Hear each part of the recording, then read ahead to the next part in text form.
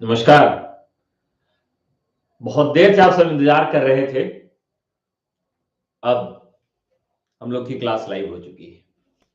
मित्रों, UGC net के लिए, असिस्टेंट प्रोफेसर हिंदी के लिए और टीजीटी पीजीटी के लिए, जीआईसी के लिए, एलटी ग्रेड के लिए, सबके लिए भाषा विज्ञान बहुत ही महत्वपूर्ण टॉपिक है और इससे संबंधित प्रश्न आपके परीक्षा में पूछे ही जाते हैं। भाषा विज्ञान को हम सरल तरीके से पढ़ने का प्रयास कर रहे हैं कि कठिनाई का स्तर न्यूनतम हो, शून्य हो। और उसी कड़ी में आज हम लोग बात करेंगे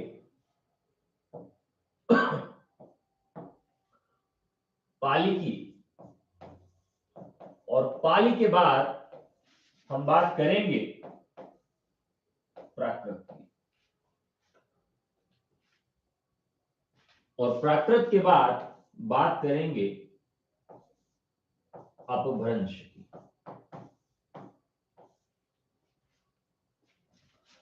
इस पर अच्छे से पहले हम समझ लेते हैं कि भाषाओं का जो ये क्रम है वो क्यों बदलता है। भाषा में स्थिरता और ठहराव क्यों नहीं होता है, और एक ही शब्द चलते चलते घिस कैसे जाते हैं। अब आप गौर से समझिए कि मान लीजिए मैंने यह कह दिया एक शब्द स्थाली। यह शब्द जब संस्कृत भाषा से यात्रा शुरू किया और चलते चलते जब ये हिंदी में पहुंचा तो यह थाली हो गया। अर्थात जो आधा सा था वो चलते चलते कहीं न कहीं खो गया, घिस गया, कम हो गया। बहुत सारे लोग इसको और भी बदले, क्या भाई हम थाली को थाली कहेंगे, आधा सा नहीं कहेंगे। कुछ लोगों ने कहा थरिया कहेंगे, थारी। तो था का तो था रहा, लेकिन ल के बदले र का प्रयोग करने लगे तो थरिया भी कहने लगे, या थाली को थारी भी कहा जाने लगा, क्योंकि यहां पर बहुत ज्यादा भिन्नता मिलती है र के और ल के साम्यता से। बहुत जगह आप देखेंगे कि ल के बदले रा का प्रयोग किया जाता है, और बहुत जगह आप देखेंगे र के बदले ठ का प्रयोग किया जाता है। तो कुछ लोगों ने इसको जो थ है इसके ट को प्रयोग कर दिया टा, और र के बदले उन्होंने ठ का प्रयोग कर दिया और इसको क्या कहने लगे, टाठी। अगर आप देखें तो आप सबके घर में भी ये बोला जाता होगा। कुछ लोगों के यहां टाठी कहा जाता होगा, कुछ लोगों के यहां थारी कहा जाता होगा, कुछ लोगों के यहां थाली कहा जाता होगा, कुछ लोगों के यहां थरिया कहा जाता होगा। ये सब भिन्नता भाषा में रहती है, और ये एक समय में, एक दिन में ये भाषा नहीं बनती है। इसके पीछे एक लंबा इतिहास होता है। वो किस प्रकार का इतिहास है? जैसे एक शब्द है स्टेशन। स्टेशन शब्द, अगर आप कभी यात्रा किए हो टैक्सी से, तो टैक्सी वाले स्टेशन नहीं कहते कभी उसको, वो कहते हैं स्टेशन। क्योंकि स्टेशन शब्द कहने में ज्यादा समय लगता है, और जितनी देर में वो, जितनी टाइम में, जितने समय में वो स्टेशन कहेंगे, स्टेशन नहीं कह पाएंगे। इसकी वजह से उन्होंने कहा नहीं भाई हम स्टेशन ही कहेंगे, हम स्टेशन नहीं कहेंगे। और वो चिल्लाते हैं station station station, short form. जो वक्ता होता है वो हमेशा एक शॉर्टकट चुनता है। शॉर्टकट चुनने के चक्कर में, जिसको हम मुख सुख कहते हैं, मुख सुख के जैसे बहुत सारी उदाहरणाएं आई जिनकी वजह से भाषा में परिवर्तन हुआ। मुख सुख की वजह से जब अंग्रेजों ने भारत के सामने एक यंत्र ला के रखा, उन्होंने कहा this is Latin for you. उन्होंने क्या कहा? This is Latin man. उन्होंने कहा कि लैटिन है। तो हमारे बुजुर्गों की जुबान जो है बहुत कम टूटती थी, मतलब कम कठे अर्धाक्षर बोल पाते थे अंग्रेजी के। तो उन्होंने कहा लैटिन तो नहीं बोल पाएंगे, हम इसको लालटेन कहेंगे, लालटेन। और आप देखिए कि पढ़े से पढ़े हुए लोग लैटिन शब्द का प्रयोग नहीं करते हैं, लालटेन ही कहते हैं। या बहुत ज्यादा वो संयमित हो गए, बहुत ज्यादा थोड़ा सा हाई सोसाइटी की फैमिली बनने के चक्कर में पड़े, तो वो क्या कहते हैं? लैंप कह देंगे। लेकिन लैंप और लालटेन दोनों में अंतर होता है, और लालटेन शुद्ध शब्द नहीं है, शुद्ध शब्द है लैटिन। बताइए जितने लोग देख रहे हैं, मुझे नहीं लगता किसी एक घर में भी लैटिन कहा जाता हो। अब तो कैरोसिन ऑयल ही आना बंद हो गया, बिजली प्रचुर मात्रा में हो गई, तो अब लैटिन का जमाना चला गया। लेकिन अभी भी देखिए कई शोरूम में और कई रेस्टोरेंट में लालटेन को टांगा रहता, उसमें बल्ब लगा दिए हैं, सभ्यता को दिखाने के लिए, संस्कृति को दिखाने के लिए। किसी के यहां लैटिन नहीं कहा जाता, वो कितना ही पढ़ी लिखी फैमिली क्यों न हो, कहा क्या जाता है? लालटेन कहा जाता है। ये मुख सुख है, हम अपने अनुसार भाषा को बना लेते हैं, हमको जो अच्छा लगता है वही कहेंगे। उसी प्रकार से जब भाषा वैदिक संस्कृत से चलती है, कहां से चली? वैदिक संस्कृत से। वैदिक संस्कृत से जब भाषा चली तो इसमें व्याकरण के नियम बहुत जटिल थे वैदिक संस्कृत में, और व्याकरण के नियम बहुत कठिन होने की वजह से बड़ी समस्या हुई। आप देखेंगे कि जिसके घर में बच्चों के ऊपर अनुशासन जितना ज्यादा होता, उस घर के बच्चे उतना ज्यादा बिगड़ते हैं। अपने आस पड़ोस आसपास हर जगह देख लीजिए, हर जगह आप देख लीजिए, कोई ये नहीं कहेगा कि जिसके यहां सबसे ज्यादा अनुशासन होता उसके ही बच्चे सबसे ज्यादा बिगड़ते हैं। इसलिए मैं कहता हूं कि भाई बच्चों की परवरिश कर रहे हैं तो अनुशासन करिए, लेकिन एक स्थिति बना के रखिए कि उनको भी अपना जीवन जीने दीजिए। थोड़ा सा Angrezi, this is not fine for you baby, no no no, don't touch, she is cow, dirty, no, ऐसे ऐसे करते रहेंगे ना, तो कहां से उसके अंदर इम्यूनिटी आएगी? कुछ नहीं आएगा, बेकार हो जाएगा बच्चा। निकलने दीजिए, लड़ने दीजिए समाज से, प्रकृति में खुद आगे बढ़ने दीजिए। गाय के बच्चे को दूध पिलाना कोई नहीं सिखाता, उसको खड़ा होना कोई नहीं सिखाता है, तो बच्चों को भी रहने दीजिए। भाषा पर भी अनुशासन का यही मामला है। भाषा में जब अनुशासन आया तो भाषा बहुत दिन चल नहीं पाई और लोगों ने अलग रास्ता अपनाना शुरू कर दिया। तो वैदिक संस्कृत आगे नहीं बढ़ पाई। वैदिक संस्कृत के बाद संस्कृत आई कि इसमें कुछ नियम में छूट दी गई है, कुछ ढील दी गई है, संस्कृत आ गई। और संस्कृत के समय भी संस्कृत सबकी भाषा नहीं थी। एक चीज जान लीजिए, आज आप कह रहे हैं कि जो अंग्रेजी बोलता उसको बहुत सम्मान मिलता है, उस समय जो संस्कृत बोलता था उसको बड़ा सम्मान मिलता था। राजा के दरबार में जो धोबी है, जो नाई है, जो अश्वपालक है, घोड़ा जो पालने वाला, स्तंभल में रहने वाला व्यक्ति है, वो संस्कृत नहीं बोलता था।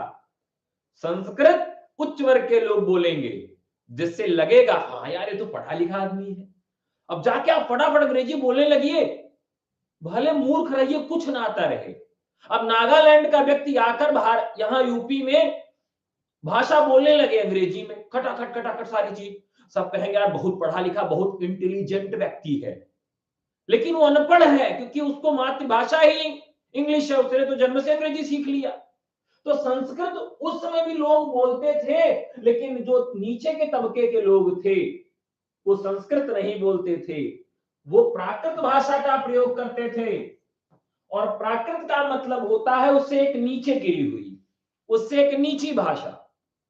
तो संस्कृत के समय में भी प्राकृत का प्रयोग किया जाता था, और इसकी गणना की जाती थी कि गिरे तो गिरे कितना, नीचे गिरे कितना, पादाक्रम गिरे। तो प्राकृत का मतलब हुआ गिरना, और कितना गिरना, कहते भैया आप कितना गिरोगे, हाँ बाबू कितना गिरोगे, तो गिन रहे हैं गिरना।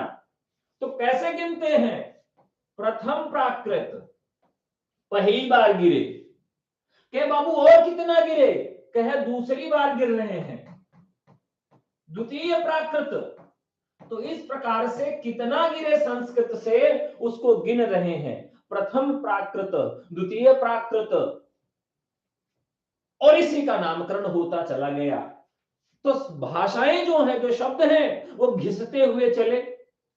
संस्कृत से हरिद्रा चला बढ़िया धूमधाम से, कहा गुरु हमको तो कोई कुछ नहीं कह सकता, हरिद्रा शब्द चला एकदम मौज से संस्कृत से।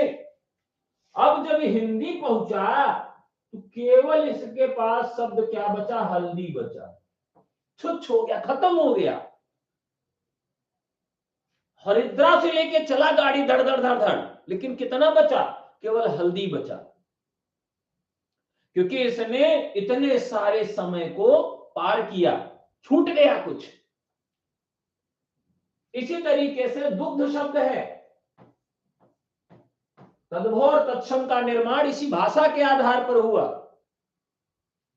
तो कुछ शब्द होते ने अपनी इज्जत बचा के, किसी की पूरी इज्जत लुट गई और किसी की आधी इज्जत बची रही।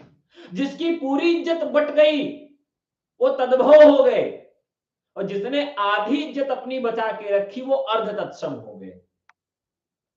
ध्यान रखिएगा, अर्ध तत्सम शब्द भी अब आपके यहां पूछा जाता है। तत्सम और तत्सम, तद्भव, संस्कृत से यात्रा शुरू किए। उन्होंने कहा ईसा भाई हम लोग पंडित हैं, हम लोग दारू पी लेते लेकिन मांस मच्छरा नहीं खाते हैं। अर्थात उन्होंने आधी संस्कृति तो बचा ली, आधी खत्म हो गई। वैसे यहां से हरिद्रा से चालू हुए, हल्दी पहुंचे, दुग्ध से चालू हुए, केवल दूध पर बचे। तो तत्सम और अर्ध तत्सम का जो कॉन्सेप्ट है वो इसी तरीके से जन्म लेता है। तो यहां पर ये जो प्राकृत का कॉन्सेप्ट है वो कहां से आता है और किस प्रकार से आता है। तो छटपटाहट हो गई, इतना ज्यादा अनुशासन हो गया भाषा में कि लोगों नई नई भाषा की तलाश करने लगे।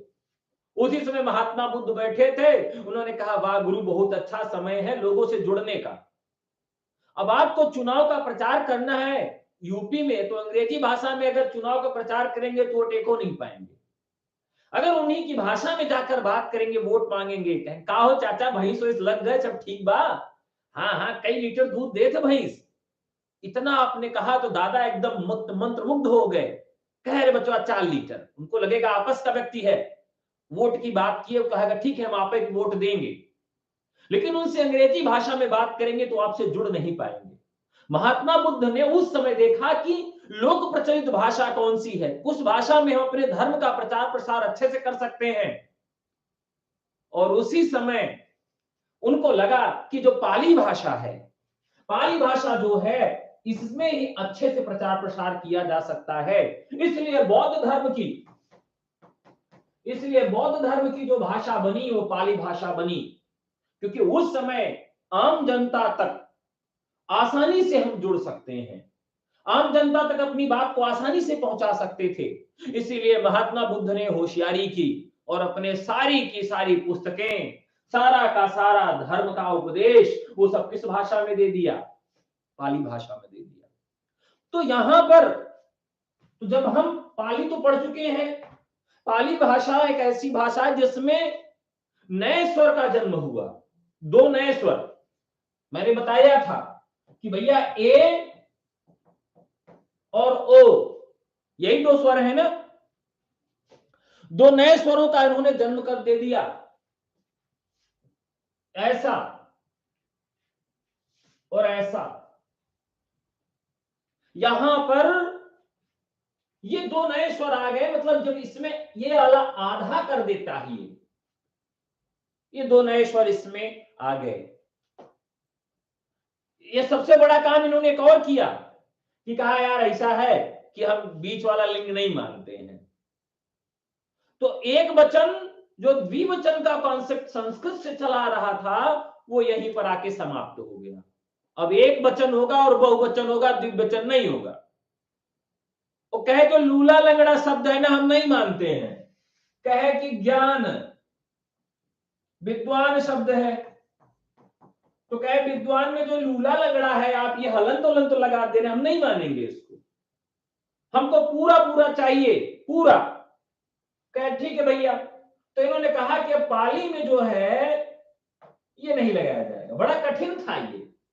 आज भी किसमें हलंत लगेगा किसमें हलंत नहीं लगेगा बड़ा कठिन होता है समझना। पाली वालों ने इसका बहिष्कार किया कि नहीं भाई ऐसा है कि आधा अक्षर हम लगाऊ ही नहीं करेंगे, जो कठिनाई थी सोचने में कि किसमें लगेगा किसमें नहीं लगेगा, हम इसको सरल कर रहे हैं ना, इसलिए उन्होंने इसको हलंत को हटा दिया। चलिए हटाओ इसको, हटा दिया।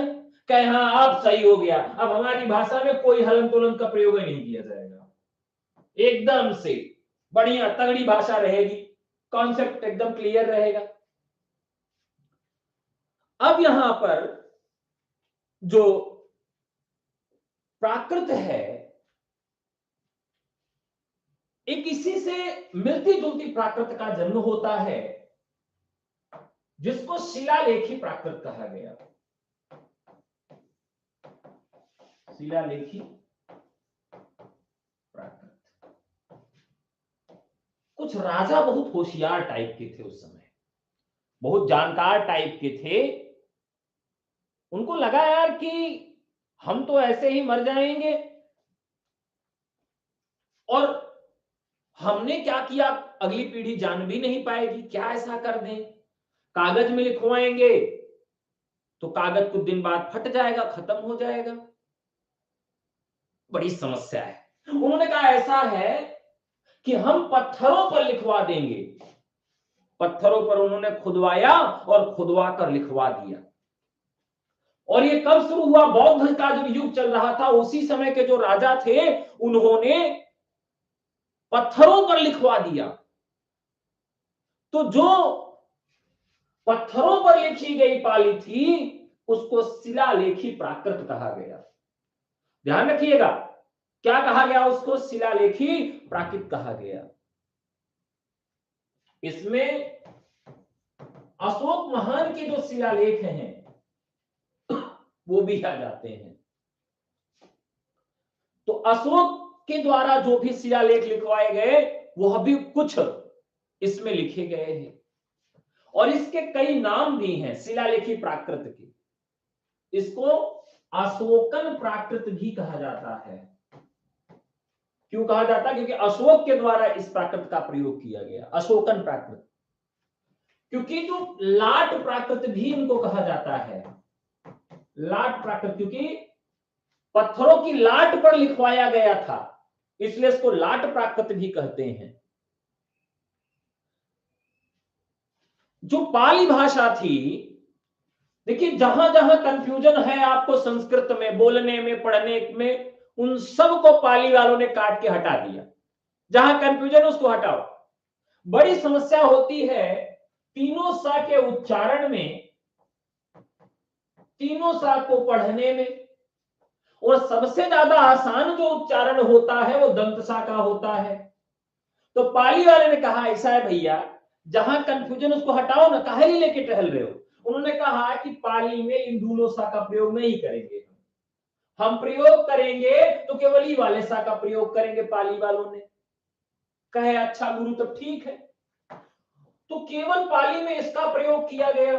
लेकिन जब शिलालेखी प्राकृत आई तो उसमें कुछ ऐसे शिलालेख हैं, शाहबाजगढ़ी,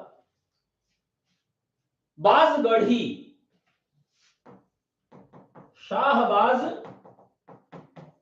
प्राकृत जो था, वहां के शिलालेख जो आए उसमें स के तीनों रूप मिलते हैं। तो यहां अंतर यह हो गया कि जो पाली भाषा थी और उससे शिलालेखी प्राकृत में एक प्रमुख अंतर आया कि यहां तीनों सा का प्रयोग किया जाने लगा। ठीक है, तीनों सकार का प्रयोग, मतलब सा के तीनों रूपों का प्रयोग जो है वह देखा गया यहां पर। इसमें भी अब यहां देखिए तीन लिंग यहां मिलते हैं और इसमें द्विवचन नहीं है, द्विवचन नहीं है। कहां पर? शिलालेखी प्राकृत में। तो शिलालेखी प्राकृत में क्या क्या चीजें मिली हमें वो आप लोगों ने देख लिया।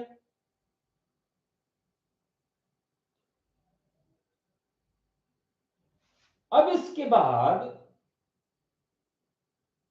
जो सबसे महत्वपूर्ण काम हुए वो हुए द्वितीय प्राकृत में, क्योंकि सबसे पहले ये आम लोगों की जनभाषा थी, इसीलिए इसको प्रथम देश भाषा कहा गया। भारत की पहली देश भाषा इसलिए कहा गया क्योंकि आम लोगों की भाषा थी, पहली भाषा थी। जैसे आज की हिंदी को आप कहते हैं कि राजभाषा होगी, वैसे अगर सारा कामकाज किया जाने लगा पाली में तो इसलिए वो पहली देश भाषा होगी पाली। ठीक है, पाली के बाद दूसरी भाषा आती है जिसको द्वितीय प्राकृत कहा गया। क्या कहा गया? द्वितीय प्राकृत। और द्वितीय प्राकृत के साथ साथ इसका मूल जो नाम बना वह प्राकृत भी पड़ा। ठीक है, पाली के बाद जब दूसरा आता है वह द्वितीय प्राकृत बना। अब हम द्वितीय प्राकृत में जब पहुंचते हैं तो यहां पर सारी स्थितियां बदल जाती हैं। यह मध्यकाल के अंतर्गत आने वाली एक भाषा है द्वितीय प्राकृत, और इसे साहित्यिक प्राकृत भी कहा जाता है। तो जो प्रथम प्राकृत थी उसमें किस चीज की अधिकता थी? धर्म ग्रंथों की, उपदेशों की, शिलालेखों की। लेकिन जब द्वितीय प्राकृत आता है तो इसको साहित्यिक प्राकृत कहा गया। लेकिन जब यहां स्थिति पहुंचती है तो इसमें प्रांतीय और भौगोलिक भेद हो गए, भौगोलिक भेद हो गए। भाषा जो है वो बड़ी परिवर्तनशील है, और आपके बगल की भाषा 10 किलोमीटर आगे चले जाइए तो देखिए भाषा दूसरी है। इलाहाबाद में आप सब रहे हो, मैं तो रहा हूं, तो इलाहाबाद में गंगा पार की भाषा अलग है, जमुना पार की भाषा अलग है, शहर की भाषा अलग है, सबकी भाषा अलग है। इतना परिवर्तन। सब्जी लेने वाला, सब्जी बेचने वाला कैसे बेचता है? या तुमको ले खुद ले लो, नहीं चलो आगे बढ़ो, समझो कि नहीं, या टाइम न खराब करो। मौका तुमका, मौका का समझोगो, तुम मौका का समझोगो? सब्जी ले लो, चलो यहां से निकलो। इस तरह की भाषा बोला है। हमें तुम पगले हो कहा भाई? ये सब्जी बेचने वाला बोल रहा है। अब और निचले में चले जाइए, जो सफाई करने वाला है, झाड़ू लगाने वाला, वो अलग तरह की भाषा बोलता है। वह काल ये हैगा भाई, हैगा करता है, हर बात में हैगा हैगा हैगा। भाषा में इतना परिवर्तन है। तो ये भौगोलिक आधार पर इनका विभाजन शुरू हो गया। कितना बचा के रखेंगे?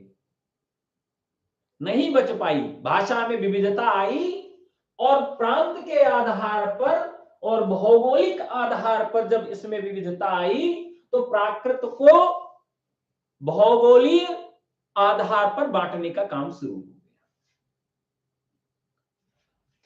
तो मुख्य और गौण प्राकृत भाषाओं के आधार पर विभाजन इनका शुरू होता है। मुख्य प्राकृत और गौण प्राकृत। सबसे पहले भरत मुनि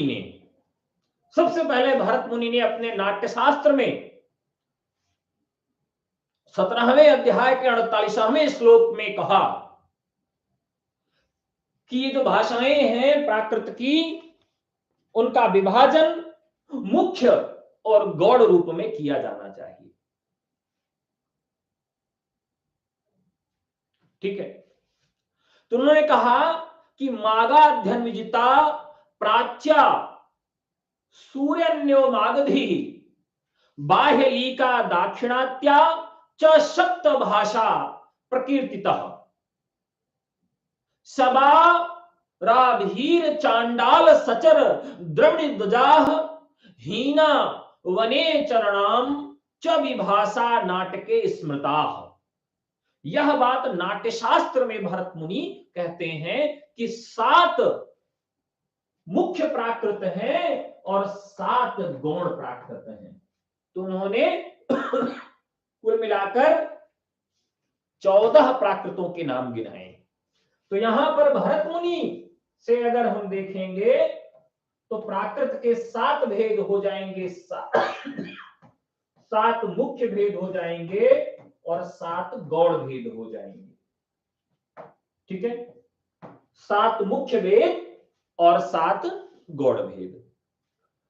सब नहीं पढ़ना, केवल नाम देख लीजिए बस। मुख्य प्राकृत जो थी मागधी,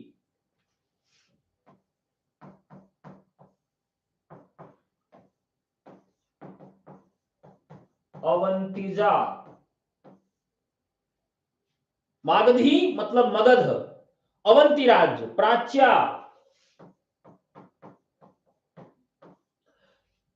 ये आगरा के पास एक राजा थे बुढ़ऊ जिनका नाम था सूरसेन। तो सूरसेनी, उनके नाम पर एक प्राकृत का जन्म हुआ, सूरसेनी, और जिसका ही बाद में नाम परिवर्तित होकर सौरसेनी बना। ठीक है, अर्धमागधी,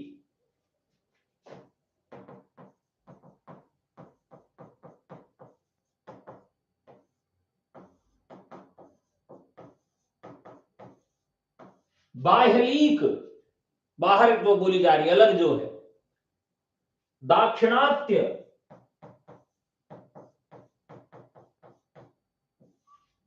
तो दाक्षिणात्य का मतलब जो आधुनिक महाराष्ट्र है।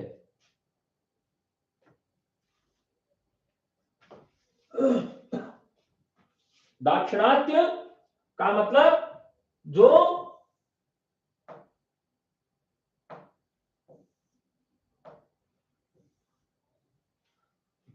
आधुनिक महाराष्ट्र है। तो यहां पर यह मुख्य हो गया भरत मुनि के अनुसार 7, और 7 उन्होंने गौड़ नाम दिए। जहां से प्रश्न पूछा गया है, कोई लिख रहा है कि नहीं पूछा जाता, मैं प्रमाण सहित आपको बताऊंगा। शाबरी, आधीरी, एक खूब पूछा जाता है चांडाली,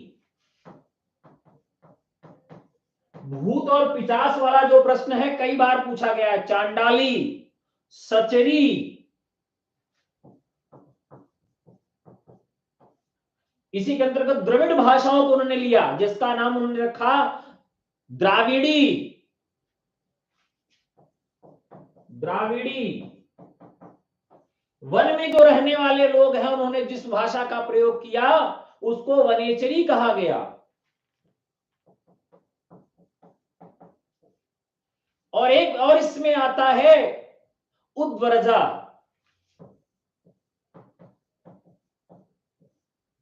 लेकिन इनका नाम अकेले आपको ध्यान में रख लेना है, रटने की जरूरत नहीं है।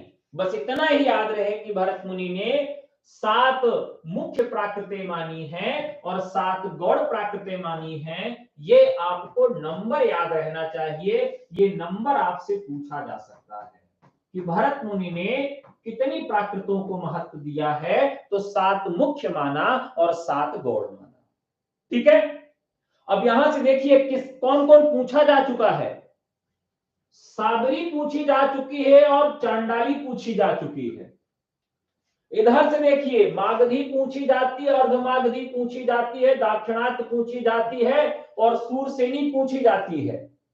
तो यह जितने पे टिक मारा हूं ये सब के सब आपसे पूछे जाते हैं। ठीक है, ये तो भरत मुनि हो गए, भरत मुनि ने 7 माना। लेकिन एक और आचार्य है जिनका नाम है प्राकृत व्याकरण के सबसे प्राचीन वैयाकरण, जिनका नाम है वररुचि। वररुचि, तो वररुचि ने कितने प्राकृतों को माना, तो उन्होंने केवल 4 प्राकृतों को माना। उन्होंने केवल 4 प्राकृतों को माना है। कौन कौन सी? शौरसेनी, शौरसेनी, मागधी और एक तो पैसाची और एक महाराष्ट्री।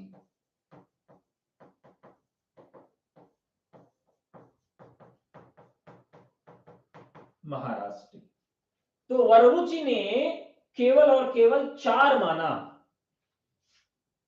ठीक है, शौरसेनी, मागधी, पैसाची और महाराष्ट्री। वररुचि कहते हैं कि मागधी के 2 रूप हो गए हैं। तो एक मागधी और इसका ही एक रूप उन्होंने अर्धमागधी बताया कि मागधी का ही एक रूप है जो आधा हो जाता है, उसको अर्धमागधी उन्होंने कह दिया। अब जो मुख्य प्राकृत हैं उनके विषय में थोड़ी सी जानकारी आपको हम दे देते हैं। बाद में इन्हीं के नाम से अपभ्रंशों का भी विभाजन होता है। तो अब ये प्राकृत क्यों आए और किस तरह से आए, क्या काम है इनका, इस पे थोड़ी सी चर्चा करते हैं। जैसे भाषा के आधार पर विभाजन किया जाता है। भारत में राज्यों का जो पुनर्गठन हुआ वो भाषाई आधार पर भी हुआ। आंध्र के आधार पर आंध्र प्रदेश, बिहारी के आधार पर बिहारी, हरियाणवी के आधार पर हरियाणवी हरियाणा, पंजाबी के आधार पर पंजाब, गुजराती के आधार पर गुजरात, मराठी के आधार पर महाराष्ट्र। तो भाषा के आधार पर जिस तरह से राज्यों का गठन हुआ वह इसका प्रमुख कारण था। तो जो ये गठन किया गया वो क्यों किया गया और इसके पीछे का कारण क्या था?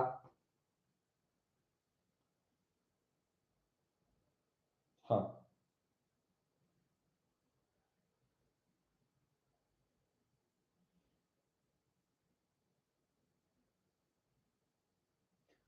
तो प्राकृतों के भेद को लेकर बड़ी विविधता देखने के लिए मिलती है।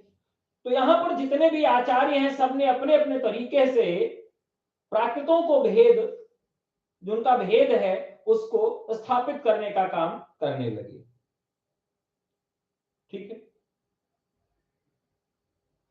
अब इसमें और कौन आता है, तो एक तो आचार्य आ जाते हैं हेमचंद्र। हेमचंद्र ने भी प्राकृतों का विभाजन करने का प्रयास किया।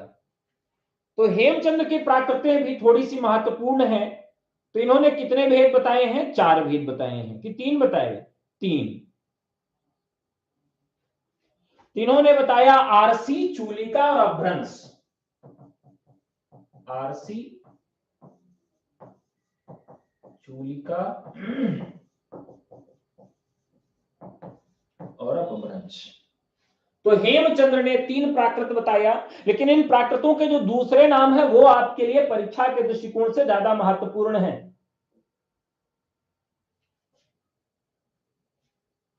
तो इसको आरसी को अर्धमागधी कहा गया।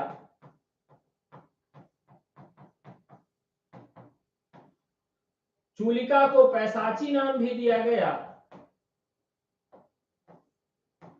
और अपभ्रंश तो आपसे छिपा नहीं है। तो ये हेमचंद्र ने काम किया जो कि इनका आधार बनाया। तो ये जो चूलिका पैसाची है,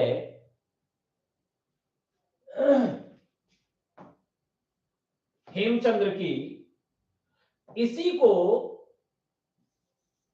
भूत भाषा भी कहा जाता है।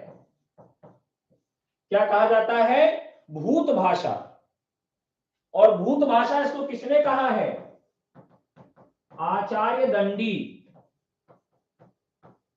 मोस्ट इंपॉर्टेंट क्वेश्चन है और ये परीक्षा में कई बार पूछा गया है कि हेमचंद्र के द्वारा निर्धारित 3 प्राकृतों में चूलिका पैसाची प्राकृत को भूत भाषा से अभिहित कौन करता है? तो दंडी करते हैं। अब आप भूत को कैसे भगाते हैं? दंडी से ही भगाते हैं ना। कहते हैं ना बच्चे को कि ये भूत जो है ना, आगे क्या बताएं कि किसके भूत किससे नहीं भागते हैं? तो बिना डंडे के भूत नहीं भागते हैं। तो दंडा याद रखिएगा कि आचार्य दंडी मतलब डंडा स्वामी, और ये क्या काम कर रहे हैं? भूत भाषा। डंडे से ही भूत भागेगा। तो चूलिका और पैसाची को इन्होंने भूत भाषा कहा है, आचार्य दंडी महाराज ने। अब यहां देखिए कुछ और भी आधार मिलते हैं। साहित्य दर्पण में 12 प्राकृतों की चर्चा है। साहित्य दर्पण में विश्वनाथ ने 12 प्राकृतों की चर्चा किया है। प्राकृत लंकेश्वर एक ग्रंथ है,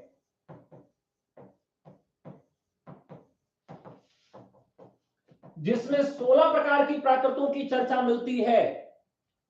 और प्राकृत चंद्रिका में 27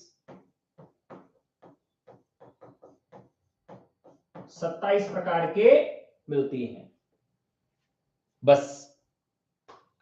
लेकिन इन सभी प्राकृतों में केवल 5 प्राकृत ही मुख्य हैं। केवल 5 प्राकृत ही मुख्य हैं जिसे हमें पढ़ना है, जानना है। सबसे पहली प्राकृत है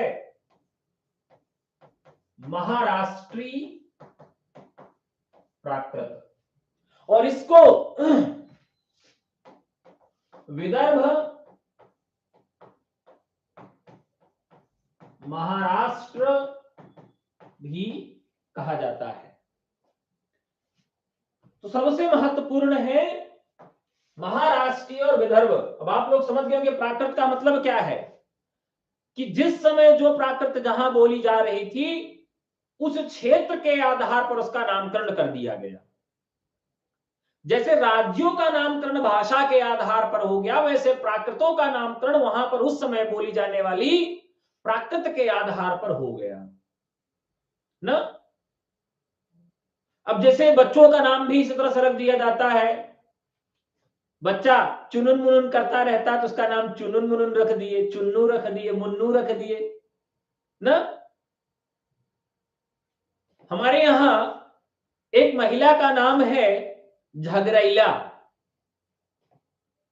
तो झगरैला, मम्मी ने बताया कि झगरैला आई है, तो हमको लगा यार ये कौन आ गया है। हमको बड़ी क्यूरियोसिटी हुई, बाहर निकल के देखे तो एक महिला खड़ी थी।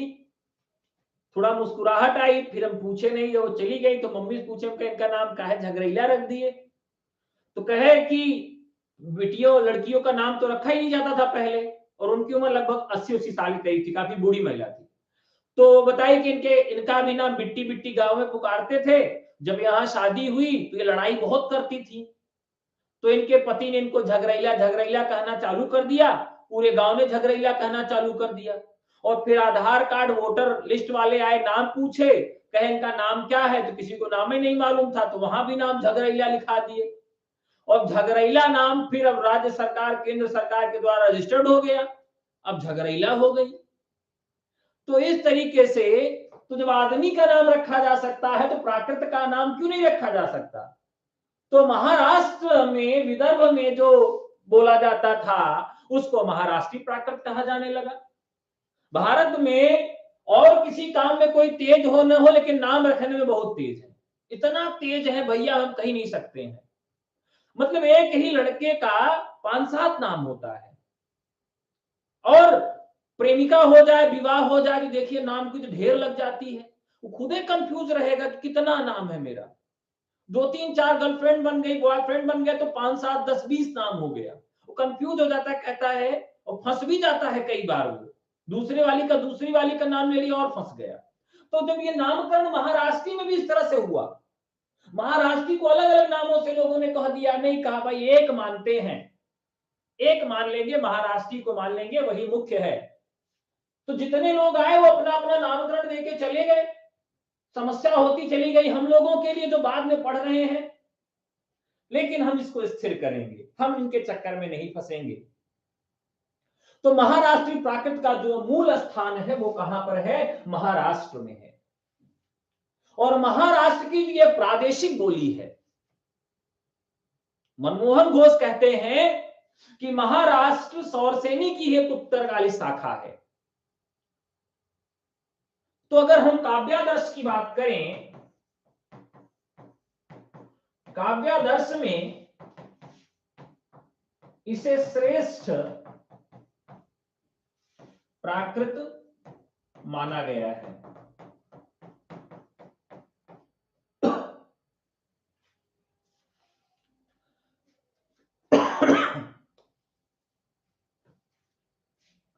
काव्यादर्श में इसे श्रेष्ठ प्राकृत माना गया। इससे श्रेष्ठ प्राकृत कोई नहीं है।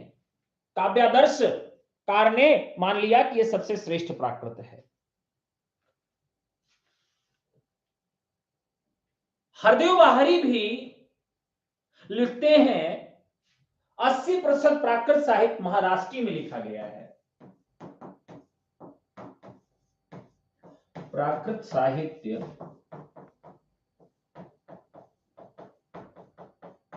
महाराष्ट्री में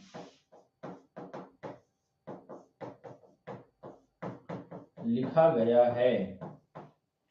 यह हरदेव बाहरी का कथन है। वो कहते हैं कि 80% इसी में लिखा गया है। उन्होंने उदाहरण भी दिया, क्योंकि यहां पर गाथा को गाहा कहा जाता है। जब आदिकाल हम लोग पढ़ेंगे तो वहां देखेंगे गाधा सप्तमी, रावण बहो, ये सारे ग्रंथ जो हैं उसी में मिलते हैं। महाराष्ट्रीय प्राकृत की विशेषताएं फटाफट समझ लेते हैं। तो ये स्वर प्रधान भाषा है, इसमें स्वरों की प्रधानता है। इसमें मध्य में या अगर आता है तो उसका लोप हो जाता है। मध्य में अगर किसी शब्द के मध्य में या जाएगा तो लोप हो जाएगा। ठीक है, तो ये 2-3 विशेषताएं हैं। बहरहाल विशेषता नहीं पूछा जाएगा तो इतना ही समझते हैं। तो महाराष्ट्रीय प्राकृत जो है ये परिनिष्ठित मानक रूप इसका मिलता है। और हानले महोदय ने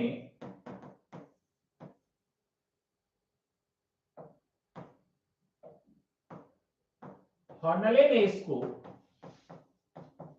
महान राष्ट्र की भाषा कहा है। क्या कहा इसे? कि यह महान राष्ट्र की भाषा है। ठीक है, दूसरी प्राकृत की ओर चलेंगे। सौरसेनी प्राकृत।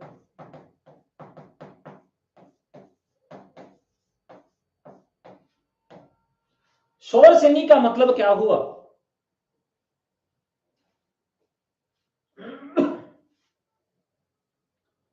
सौरसेनी का मतलब होता है मथुरा। राजा सूरसेन का जो जनपद था वह सौरसेनी था, अर्थात मथुरा के आसपास सौरसेनी भाषा थी। एक समय यह उत्तरी भारत की राष्ट्रभाषा थी। एक समय उत्तरी भारत की यह राष्ट्रभाषा थी। हरदेव बाहरी कहते हैं कि एक समय ये जो उत्तर भारत था वहां की राष्ट्रभाषा थी।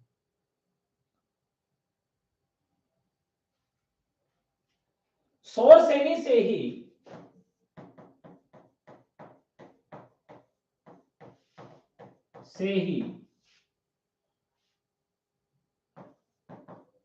हिंदी का जन्म हुआ है।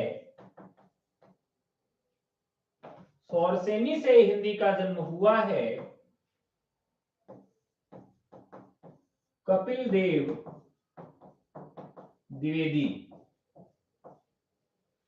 कपिल देव द्विवेदी जो कि भाषा वैज्ञानिक हैं, उन्होंने ये कहा है कि इसी से इसका जन्म होता है।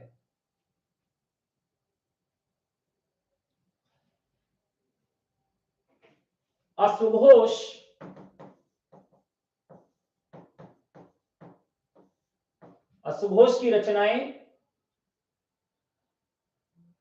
भास की रचनाएं, कालिदास की रचनाएं, पूरी रचनाएं नहीं, थोड़ा बहुत जो उसमें अंश मिलता है, संस्कृत नाटकों में इनसे इनका जन्म होता है। कर्पूर मंजरी का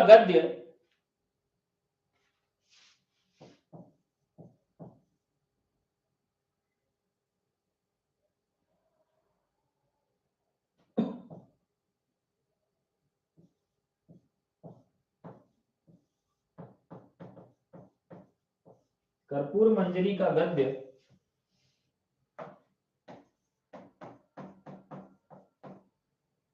सौरसेनी में मिलता है।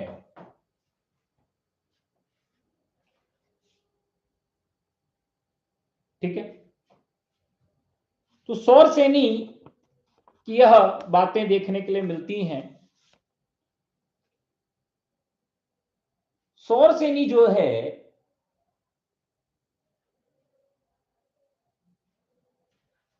मुख्यतः नाटकों की भाषा है। भरत मुनि ने इसके विषय में कहा भी है कि सौरसेनम समाश्रित्य भाषा कार्य तु नाटके।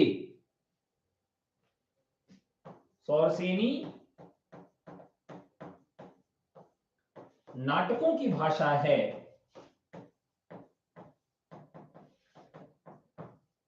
भरत, उन्होंने इसे कहा।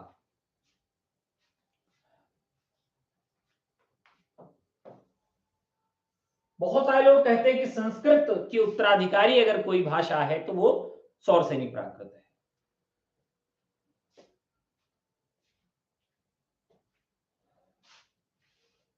इसमें भी द्विवचन नहीं है। जो मूल बातें हैं वही आपको बता देता हूं, और यहीं से ना को अणा होने की पद्धति की शुरुआत हो जाती है, और इसमें तो का द प्रयोग किया जाता है, थ का ध प्रयोग यहीं पर प्राप्त होता है, जो कि सौरसेनी की विशेषता है।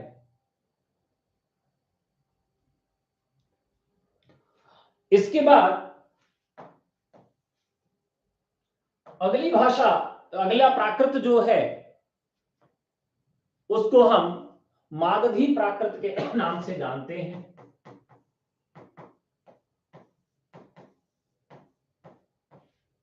मागधी प्राकृत, तो मागधी का मतलब यह है कि 16 महाजनपदों में बिहार का एक महान जनपद था जिसको कहा जाता था मगध। तो यह मगध की भाषा थी। तो मगध एवं उसके पूर्वीय भागों की भाषा, ये कौन कह रहा है? हरदेव बाहरी कह रहे हैं। हरदेव बाहरी का कथन आप देखेंगे टीजीटी में पूछ लिया गया, तो आजकल लोग हरदेव बाहरी को भी टारगेट कर रहे हैं। तो मागधी प्राकृत जो है मगध एवं उसके पूर्वी भागों की भाषा है। अब आप देखेंगे बिहार पूरब में है, और उसी पूरब में आगे चले जाइए झारखंड है, उसी पूरब में आप जाइए तो आपको बंगाली मिलेगी, उसी पूरब में जाएंगे तो उड़िया मिलेगी। ठीक है, तो पूरब की जितनी भाषाएं हैं सबका रूप देखेंगे वर्तमान में, तो ये सब मागधी से ओतप्रोत है। और लेकिन बीच में एक पूर्वी हिंदी आ गई जो अर्धमागधी हो गई, ये आगे हम देखेंगे। तो इसे मागधी को गौड़ी भी कहा जाता है। क्या कहा जाता है? गौड़ी भी कहा जाता है। मोस्ट इंपॉर्टेंट तथ्य है ये, पूछा जा सकता है कि किस प्राकृत को गौड़ी भी कहा जा सकता है। तो कालिदास के नाटक और शूद्रक की रचना मृच्छकटिकम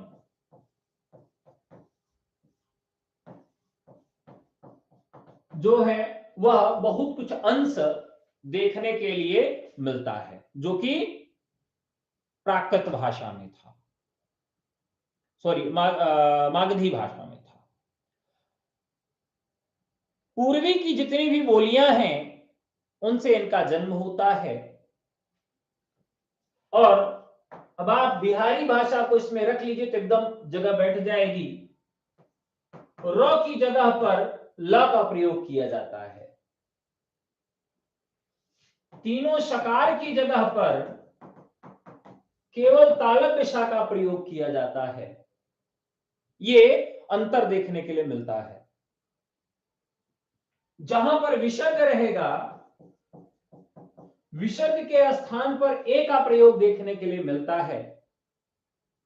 तो ये याद करने की जरूरत नहीं है, अपने आप दिमाग में रहे तो रखिए, नहीं तो कोई बात नहीं। आगे बढ़ा जाए। इसके बाद एक और प्राकृत जो महत्वपूर्ण है, अर्ध मागधी प्राकृत। ये मोस्ट इंपॉर्टेंट है क्योंकि ज्यादातर विद्वान यही मानते हैं कि हिंदी का जन्म इसी से हुआ है। तो मागधी और सौरसेनी के बीच की भाषा को अर्धमागधी कहा जाता है। ये पूछा जा सकता है मागधी और सौरसेनी के बीच की भाषा अर्धमागधी। ध्यान रखिएगा, इधर हम निकलते हैं कहां से? मथुरा से। मथुरा से निकलते हैं और यहां से शुरू हो जा रहा है बिहार बलिया, और बिचवा में पड़ता है आपका अवध। तो जो अवध वाला बेल्ट है, ये बीच का जो बेल्ट है जो कि बिहार का भी नहीं हो पाया और इधर मथुरा वाले क्षेत्र का भी नहीं हो पाया, इन दोनों के बीच की जो भाषा थी अवधी, वह किस तरह की प्राकृत से संबंधित थी? तो वह अर्धमागधी प्राकृत से संबंधित थी। मतलब ये जो बेल्ट था, और यह बेल्ट का नाम क्या पड़ गया? पूर्वी हिंदी के नाम से ये जानी जाने लगी।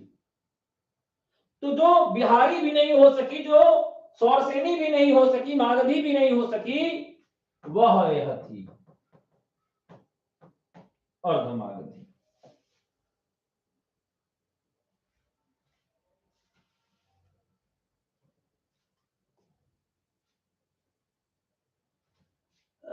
आगे बढ़ा जाए तो अर्धमागधी जो थे, यह प्राचीन कौशल के आसपास की भाषा है। प्राचीन कौशल के समय की भाषा। इसमें मागधी के गुण अधिक हैं, इसीलिए यह अर्धमागधी कहलाई। सौरसेनी के भी गुण हैं लेकिन बहुत कम है। अर्धमागधी प्राकृत का प्रयोग जैन द्वारा जैन साहित्य में किया जाता है। जैन आचार्यों द्वारा प्रयोग। यह प्रश्न भी परीक्षा में पूछा गया है और यह भी मोस्ट इंपॉर्टेंट क्वेश्चन है कि किन आचार्यों के द्वारा इसका प्रयोग किया जाता है। तो जो जैन आचार्य हैं, जैन आचार्यों के द्वारा इसका प्रयोग किया जाता है। और जैन आचार्यों ने जो लिखा, जैन इसे आर्ष और आरसी भाषा भी कहते थे। जैन इसको आर्ष आरसी भाषा कहते थे। तो आर्ष का मतलब होता है जो ऋषियों के द्वारा बनाया गया है, ऋषियों के द्वारा जो निर्मित है, ये विशेषण शब्द है, जो ऋषियों के द्वारा निर्मित है वही आर्ष या आरसी है। तो यहां पर जैन ऋषि इसको क्या कहते थे, आर्ष या आरसी भाषा के नाम से पुकारते थे। अब यहां कौन कौन सी रचनाएं इसमें मिलती हैं, तो भगवान महावीर के उपदेश, भगवान महावीर के उपदेश इसमें मिलते हैं। साथ ही साथ अश्वघोष के नाटक, प्रबोध चंद्रोदय,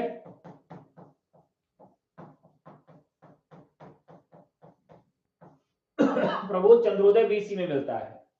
और साथ ही साथ मुद्रा राक्षस, ये चीजें आपको अर्धमागधी में मिलती हैं। ठीक है, अब आगे बढ़ते हैं पैसाची की ओर।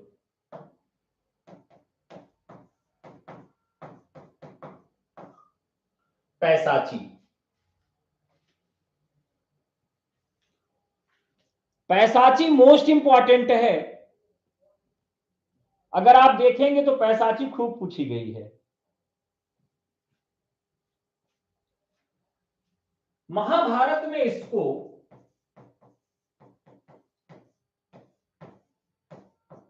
कई नाम दिए गए। महाभारत में एक जाति थी, उस जाति का नाम था पिशाच। लोग भूत को मान लेते हैं पिशाच, लेकिन पिशाच नाम की एक जाति का उल्लेख मिलता है कहां, महाभारत में। और ये लोग रहते कहां थे पिशाच, ये पश्चिमोत्तर भारत में रहते थे। कहां रहते थे, पश्चिमोत्तर भारत में रहते थे। अब अखंड भारत की कल्पना करिए और पश्चिमोत्तर भारत में चले जाइए और बता दीजिए कि पिशाच कौन है, जल्दी से बताइए।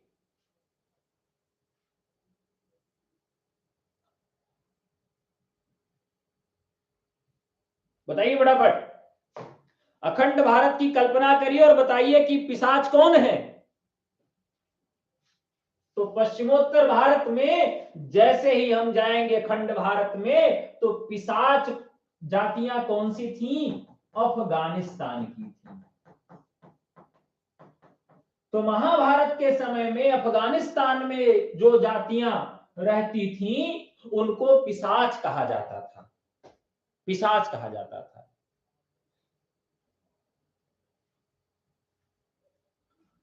और इसीलिए इसका नामकरण भी इसी तरह से हो गया,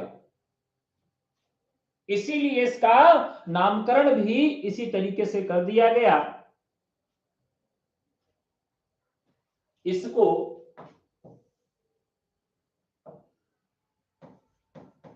पैसाचिकी, पैसाचिका, भूत भाषा, ग्राम्य भाषा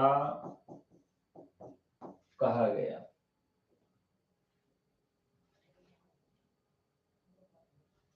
इसको भूत वचन भी कहा गया। क्या कहा गया? कि ये भूतों के वचन हैं।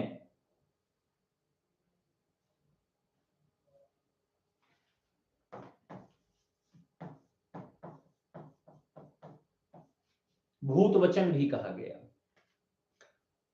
ग्रियर्सन कहते हैं इसे दर्द उस भाषा से प्रभावित मानते हैं।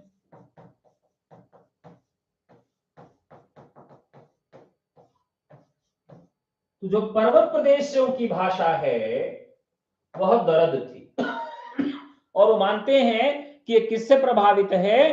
तो दर्द से प्रभावित है। ठीक है। हार्नली ने द्रविड़ों की प्राकृत कहा इसे। हार्नली ने द्रविड़ों की प्राकृत कहा। यह किसकी प्राकृत है? तो यह द्रविड़ जो हैं उनकी प्राकृत है। वरुचि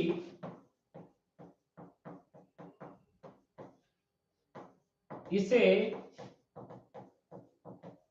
संस्कृत से जोड़ते हैं। वो कहते हैं कि संस्कृत से ही जुड़ा हुआ मामला है।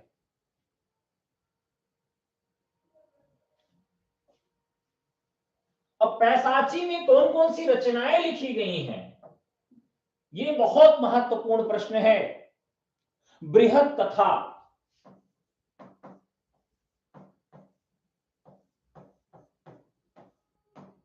बृहत कथा जो ग्रंथ है यह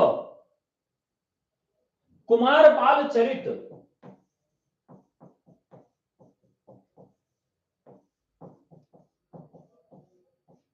यह ग्रंथ भी पैसाची भाषा में है। और जो सबसे चर्चित रचना है आपके लिए, काव्यानुशासन, यह रचना भी पैसाची प्राकृत में लिखी गई है।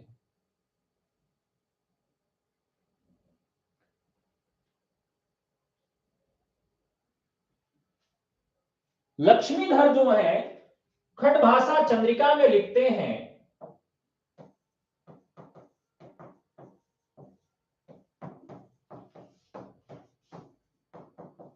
खटभाषा चंद्रिका में लिखते हैं कि जो लोग नाटक करते थे, नाटक खेलते थे, तो उसमें राक्षस, पिशाच और नीच पात्रों के लिए, राक्षस, पिशाच और नीच पात्रों के लिए, नीच पात्रों की भाषा, तो जो नीच पात्र हुआ करते थे या जो नीच पात्रों का रोल करते थे उनके लिए यह था।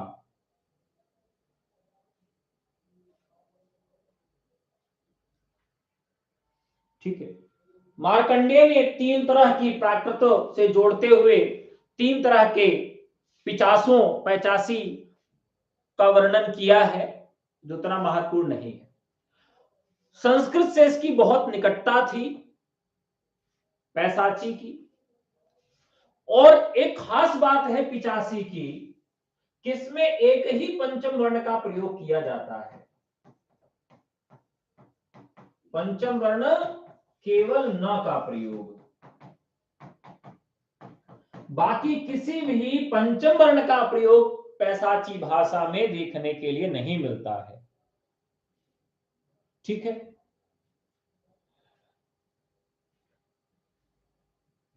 ये सबसे खास बात थी। और र के स्थान पर ला का प्रयोग किया जाता था।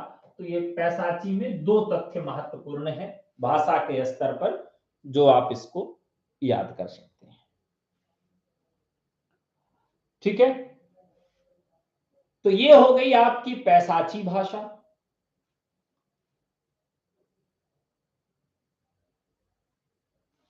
अब हम लोगों ने मागधी देखा था कि नहीं देखा? अभी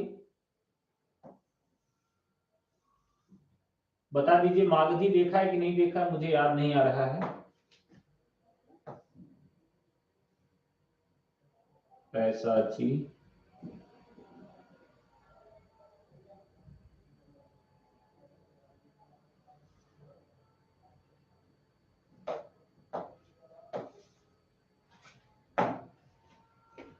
हो गया, ठीक है। मागधी में एक चीज छूट गई थी, उसको थोड़ा सा जोड़ लेते हैं। अभी याद आ गया कि मागधी में एक प्रश्न पूछा जाता है हर बार परीक्षाओं में जोड़कर, तो वो प्रश्न छूट गया था, तो उसको हम लोग पहले देख लेते हैं। मागधी से एक प्रश्न आता है। दरअसल जो मागधी का विभाजन हुआ, तो मागधी में ही 3 रूप मिलते हैं। वो कौन कौन से? शाकरी, चांडाली और साबरी। शाकरी, चांडाली और साबरी, ये मागधी के ही 3 उपभेद हो जाते हैं। और एक चीज इसमें और जोड़ने वाली है कि यहां पर भरत मुनि ने एक चीज बताया है कि मागधी जो भाषा थी, यह अंतःपुर में निवास करने वाले लोगों की भाषा थी, अश्वपालकों की भाषा थी, मतलब जो घोड़ा पालते थे उनकी भाषा थी, साथ ही साथ नाटकों में जो नौकर का काम करते थे नौकरों की भाषा थी। यहां से प्रश्न आप देखेंगे तो परीक्षा में पूछा गया है। तो 3 थे, साकरी, चांडाली और साबरी, जिसको उपभेद किया गया है गौड़ प्राकृत में।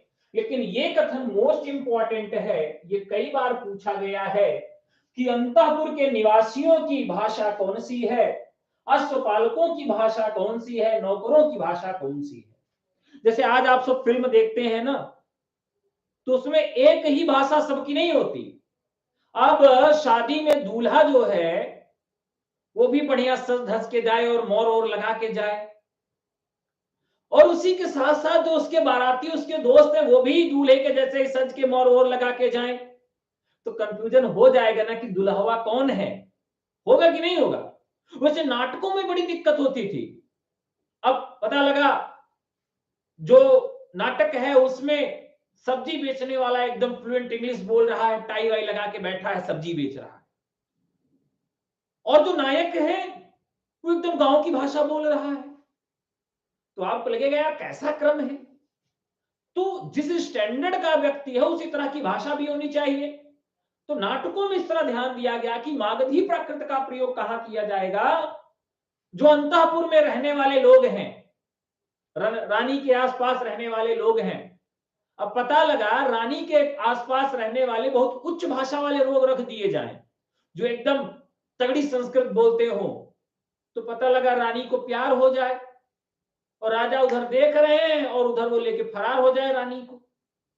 तो इसलिए ऐसे व्यक्ति को रखा जाए कि रानी सीधा उसकी पूरी बात न समझ पाए, रानी के बीच में उससे पूरा संवाद न हो पाए। राजा बहुत होशियार होते थे, और उसमें भी मैंने नाटक में आपको एक शब्द बताया था, कांचुकी।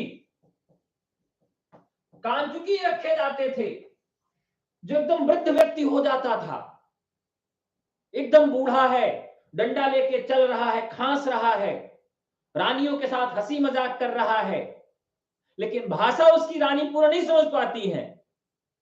मतलब राजा को इतना डर था, एक तो बूढ़ा व्यक्ति रख रहे हैं और उसमें भी जो संस्कृत और अच्छी भाषा ना बोल पाता हो, एकदम बूढ़ा आदमी रखा जाता तो वो भी ठीक से बोल न पाए।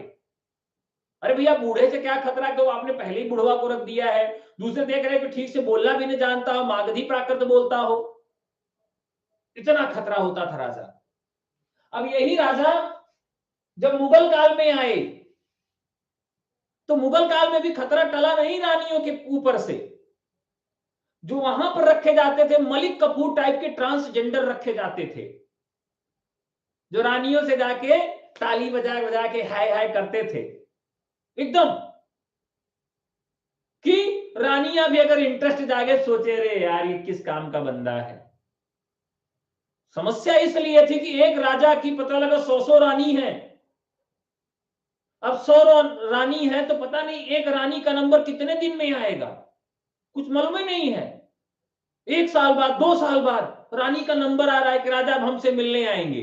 उसी में एक आध रानी होती थी जो उनकी फेवरेट होती थी, उन्हीं के साथ रहती थी। राजा ये बात जानता था, राजा ये बात जानता था कि अब ये रानी किसी के साथ भागेगी जरूर, क्योंकि मैं तो उसके पास जा नहीं रहा हूं। तो इसलिए वो देख रेख के लिए, ये साफ करने के लिए वो कांचुकी और इस तरह के लोगों को रखते थे और इस तरह की भाषा का प्रयोग करवाते थे। तो यहां पर जो अश्वपालक थे सीधे सीधे वही मिलने जाते थे अंतापुर में। रानी को पता लगा घुड़सवारी करना है तो वही जाएगा। नौकरों की भाषा भी, पढ़े लिखे नौकर नहीं रखे जाते थे राज दरबार में। पढ़ा लिखा नौकर रखेंगे तो सबसे ज्यादा घाटा किसको है, राजा को है, रानी लेके भाग जाएगा उनकी। राजा कितना बुरा दिन देखे, कितना उनके ऊपर प्रेशर होता था, आप क्या समझो। आप तो एक पत्नी नहीं संभाल पाते हो, शादी के बाद वो हजार हजार और 100 पत्नियां संभालते थे। सोचिए जरा उनके विषय में। तो ये जो है मामला है भरत मुनि का, और उन्होंने इस बात को कहा है। बहरहाल राजाओं से हमारा कोई लेना देना नहीं है। आप में से कोई राजा हो हमारे चैनल पे FIR कर दे, कहे पकड़ लो इसको, राजाओं के विषय में बहुत बोला है, तो क्षमा करिएगा, मैंने केवल हाथ से बस कहा था। आगे बढ़ते हैं अगले प्राकृत की तरफ। हाँ, तो हम लोगों ने इन प्राकृतों का अध्ययन किया जिसमें मागधी प्राकृत का चर्चा किया।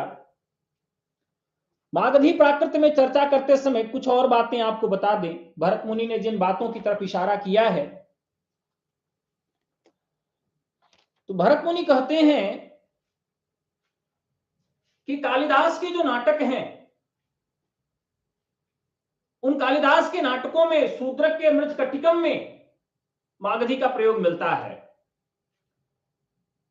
और भरत मुनि ने नाट्यशास्त्र के 17वें अध्याय में श्लोक संख्या 50 और 56 में बताया कि अंतःपुर के नौकर अश्वपालक आदि की भाषा होनी चाहिए।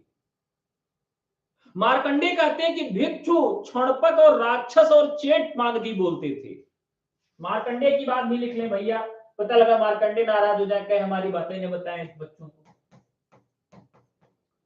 तो मार्कंडे कहते हैं कि ये जो भाषाएं थी वो भिक्षुओं की भाषा थी। जो भिक्षु थे वो ये भाषा का प्रयोग करते थे। राक्षस जो थे, राक्षस भी इस भाषा का प्रयोग करते थे, और चेट भी इस भाषा का प्रयोग करते थे। विच चेट तो जानते हैं ना, चेट। तो चेट भी इस तरह की भाषा का प्रयोग करते थे। सबसे बड़ी चीज बताने जा रहा हूं,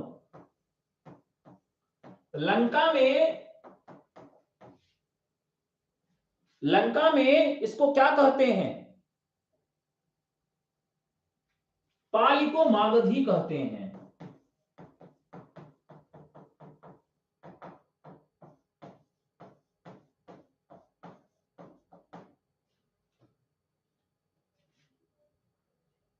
लंका में पाली को क्या कहते हैं, हाँ मागधी कहते हैं, क्योंकि पाली मगध से वहां गई थी। पाली भाषा जो थी वो मगध के रास्ते वहां गई थी, इसलिए। और मागधी से ही भोजपुरी, मैथिली और बांग्ला, उड़िया, असमिया का विकास हुआ है। तो यहां ध्यान रखिएगा, जिन भाषाओं की चर्चा मैंने किया आपसे, याद रखिएगा, भोजपुरी का जन्म इससे हुआ, मैथिली का जन्म हुआ इसी से, बांग्ला का जन्म हुआ इसी से, उड़िया का जन्म हुआ इसी से, असमिया का जन्म हुआ। यहां से भी एक प्रश्न 100% पूछा जाता है, बहुत महत्वपूर्ण है। यहां से एक प्रश्न पूछा जाता है, भोजपुरी, मैथिली, बांग्ला, उड़िया, असमिया। क्योंकि जब आप बिहार की कल्पना करें, अखंड बिहार की कल्पना, तो बिहार से ही सारे राज्य जुड़े थे। बिहार से झारखंड जुड़ा हुआ था, बिहार से उड़ीसा जुड़ा हुआ था, बिहार से असम जुड़ा हुआ था। तो बिहार जो था वो बंगाल, उड़ीसा और असम, इन सारे राज्यों में बिहार था। इसलिए हम एक को याद कर लें और इसकी कल्पना कर लें कि अखंड बिहार किस तरह से था, अपने आप याद रहेगा।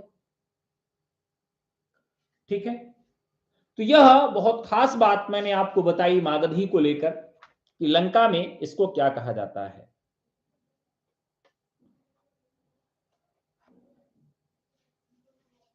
एक चीज पैसाची से जोड़कर बता दूं कि पैसाची का जो विकास होता है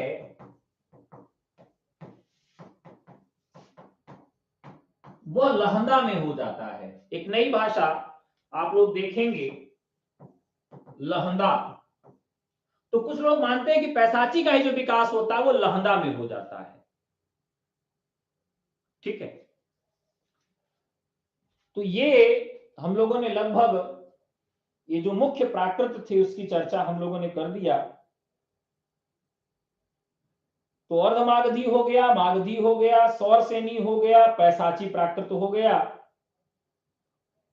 अब हम चर्चा करेंगे अगली प्राकृत की, और उस प्राकृत को क्या कहा जाता है,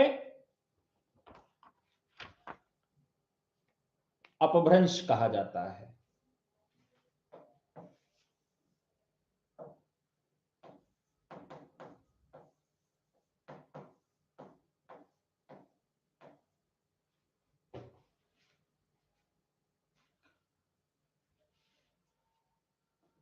ठीक है,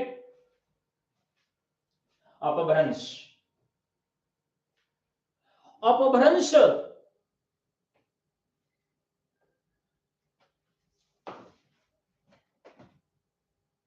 ब्राचड़ तो जब हिंदी तक पहुंचेंगे तब बताएंगे, सबका क्रम जुड़ेगा, घबराइए नहीं। यहां पर अपभ्रंश में जब चलते हैं तो उसको परकालीन प्राकृत भी कहा जाता है, परकालीन प्राकृत। और इसको तृतीय प्राकृत भी कहा जाता है। परकालीन प्राकृत और इसी को तृतीय प्राकृत भी कहा जाता है। अपभ्रंश शब्द का सर्वप्रथम प्रयोग कहां पर किया गया और किसने किया? तो आचार्य ब्याडी ने किया। प्रथम प्रयोग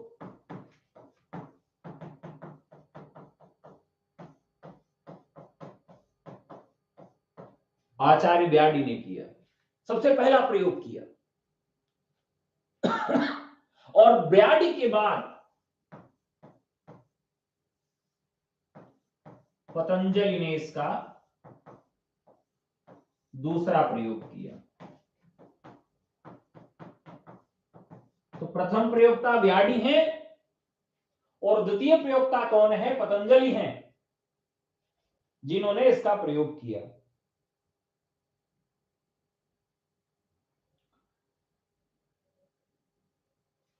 ठीक है। अब हम ब्याड की अगर बात करें तो ब्याड कहते हैं कि जो संस्कारों से निकली च्युत भाषा है, संस्कार च्युत है। और उन्होंने क्या कहा? संस्कार च्युत, भ्रष्ट और अशुद्ध।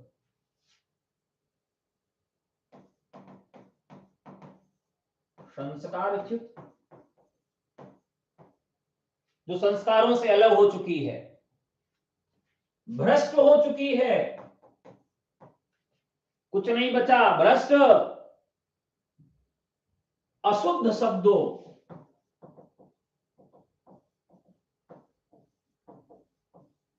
वाली भाषा। ये किसने कहा? ब्याडी ने कहा। क्या कहा? ब्याडी ने कहा ये खराब हो गई है।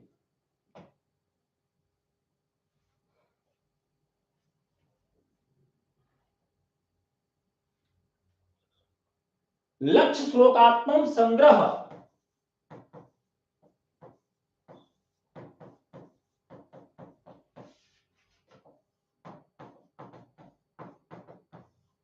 यह पुस्तक है ब्याडी की, लेकिन यह पुस्तक प्राप्त नहीं होती है, अप्राप्य है। यह पुस्तक अप्राप्य है।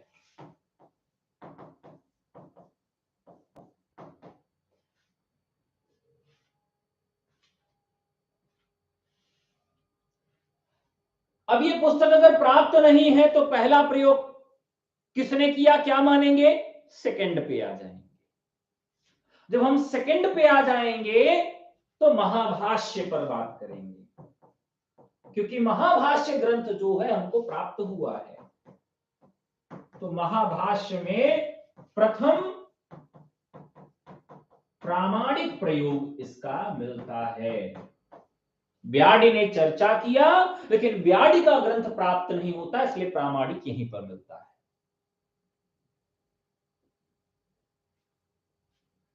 भरत मुनि ने नाट्यशास्त्र में इसको विभ्रष्ट कहा। भरत ने नाट्यशास्त्र में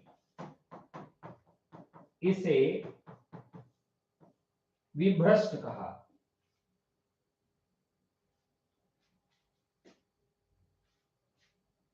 ठीक है।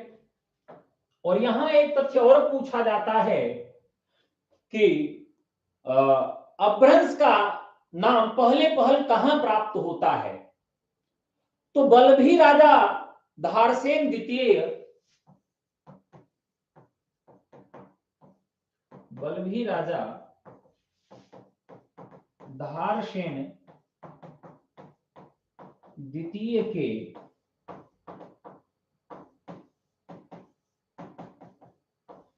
मोस्ट इंपॉर्टेंट तथ्य है। यहां से अगर देखेंगे तो कई बार प्रश्न पूछा गया है ये कथन के रूप में कि अपभ्रंश नाम पहले पहल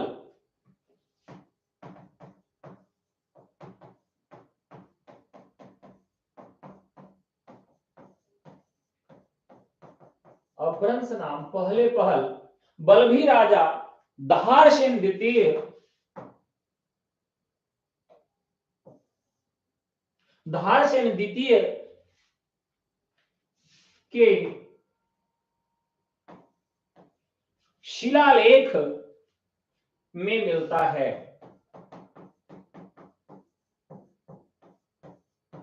और ये कथन किसका है? आचार्य रामचंद्र शुक्ल का। मोस्ट इंपॉर्टेंट कथन है जो पूछा जाता है। यहां एक चीज और पूछा जाता है, आव्यादर्श में इसको अभीर कहा गया है। क्या कहा गया है? अभीर भी कहा गया है।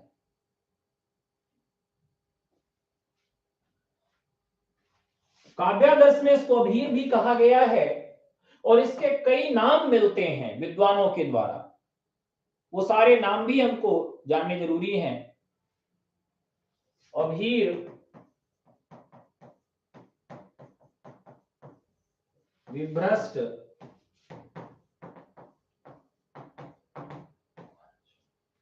इसको कहा गया पटमंजरी,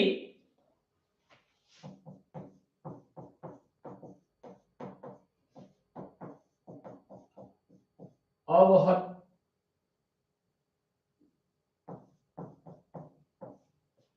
का भी कहा गया।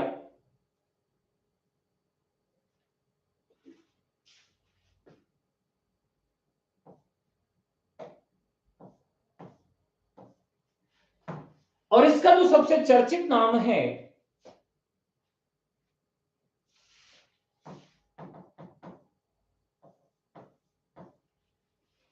बाद में सी अवहट का अवहट होकर अवहट हो गया। तो अपभ्रंश के बाद की जो अगली कड़ी है वो अवहट हो जाती है। तो अभीर, विभ्रष्ट, अवहंस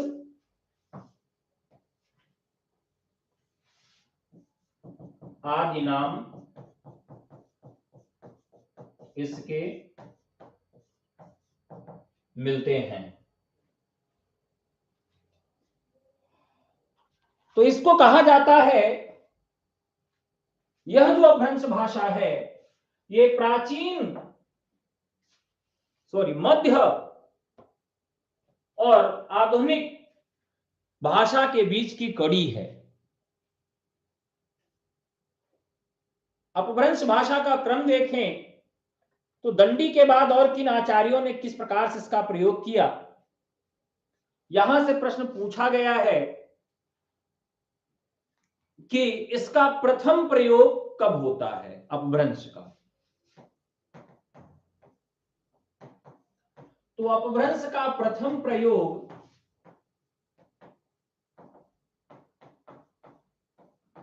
छठवीं 7वीं शताब्दी में होता है। अब यहां देखिएगा 6वीं और 7वीं दोनों है ऑप्शन में। अगर इसमें एक चुनना हो तो 6वीं सही होगा और 6वीं नहीं है तो 7वीं सही होगा। तो अगर सन के आधार पर पूछा जाए, समय के आधार पर पूछा जाए, जबकि पूछा जा चुका है ये प्रश्न 3-4 बार पूछा जा चुका है, किसका प्रथम प्रयोग कब होता है। ठीक है, तो 6वीं और 7वीं में इसका प्रयोग देखने के लिए मिलता है। और इसके बाद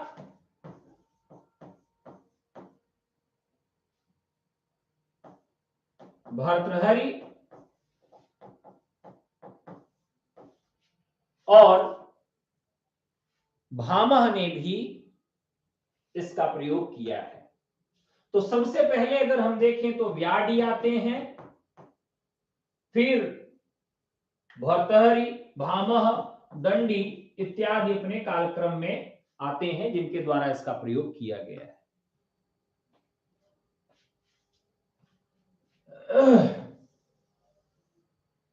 अब यहां पर मार्कंडेय ने 3 अपभ्रंश माने हैं। पूछा जा सकता है कि मार्कंडेय ने कितने माने हैं।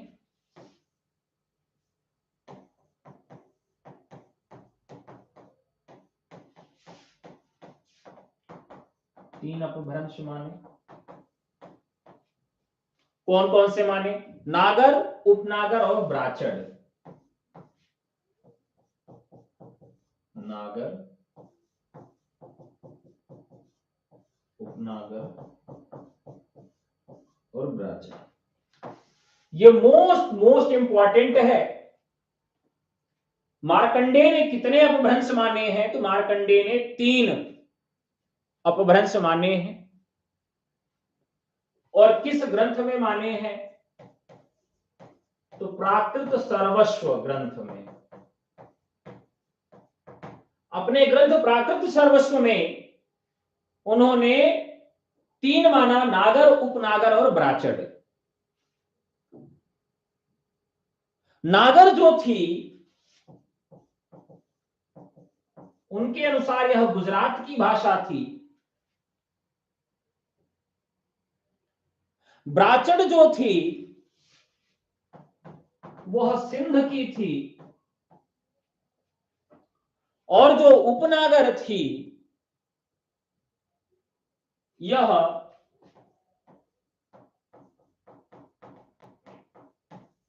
दोनों के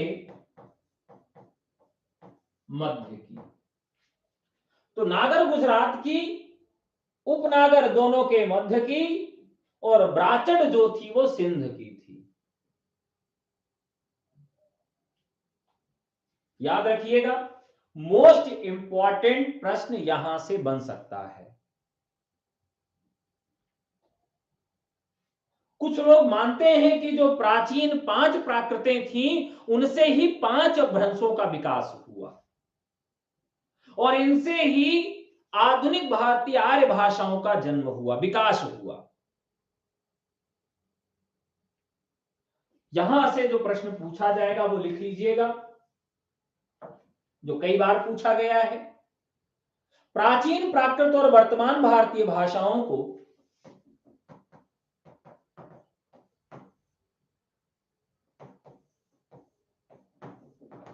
और वर्तमान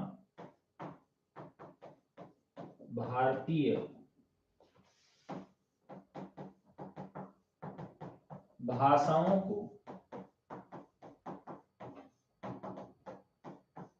मिलाने वाली, कई बार पूछा गया है, कड़ी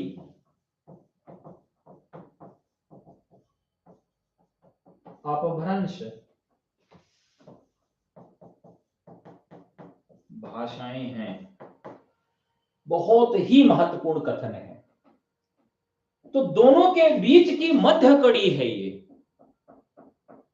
बहुत ही महत्वपूर्ण कथन है। और कई बार आप देखेंगे तो अपभ्रंश से संबंधित यह प्रश्न आपसे पूछे गए हैं।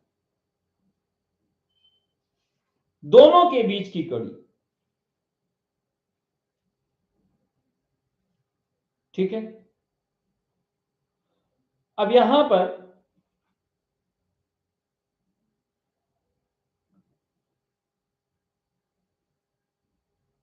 कुछ और चीजें आपको जाननी चाहिए।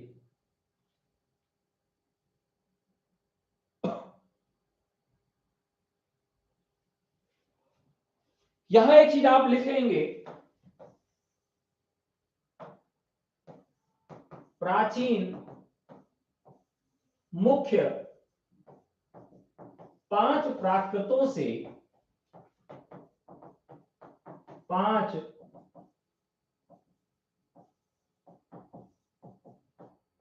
अपभ्रंशों का जन्म होता है। जो 5 प्राकृतें थी पुरानी, उन्हीं से 5 अपभ्रंशों का जन्म हो जाता है। कुछ चीजें यहां पर और आपको समझना है, किसमें जो रचनाएं लिखी गई हैं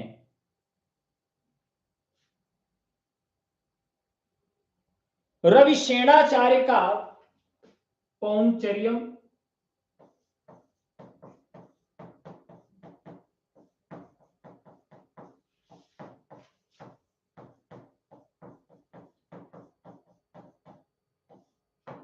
मोस्ट इंपॉर्टेंट है।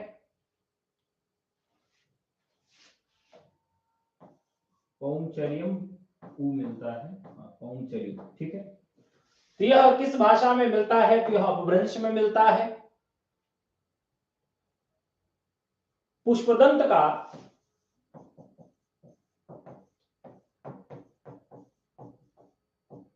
महापुराण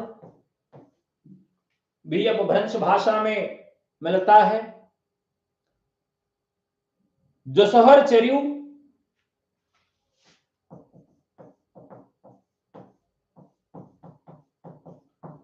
जिसको यशोदा चरित के नाम से भी जाना जाता है। विद्यापति की कीर्तलता,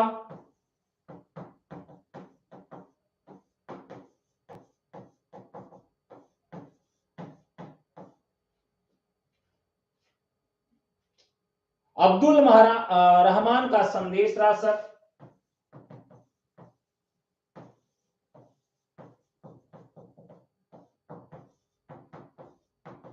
संदेश रासक, इनको अब्दुल रहमान को अद्दहमाण भी कहा जाता है।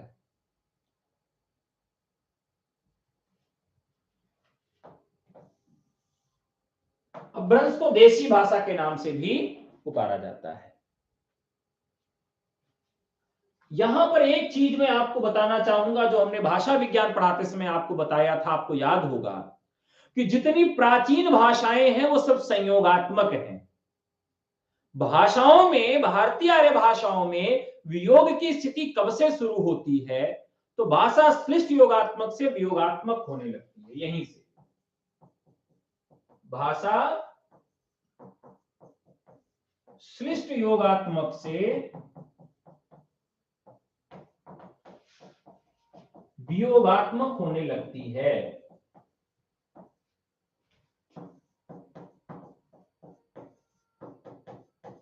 जिसको ये न मालूम हो कि श्लिष्ट क्या है, योगात्मक क्या है, वियोगात्मक क्या है, उसको आप पहले वीडियो में जाके देख लीजिएगा, दूसरे वीडियो में देख लीजिएगा, अपने से आपको समझ में आ जाएगा।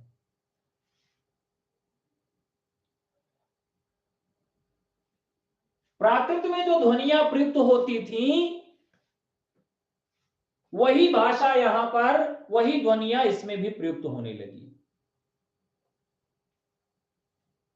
सभी स्वरों का अनुनासिक रूप यहां देखने के लिए मिलता है।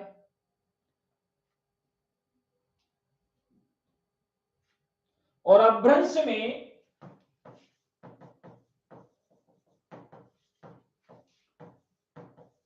शब्द के अंत में ऊ लगाया जाता है। यह प्रवृत्ति यहां पर बहुत ज्यादा बढ़ गई।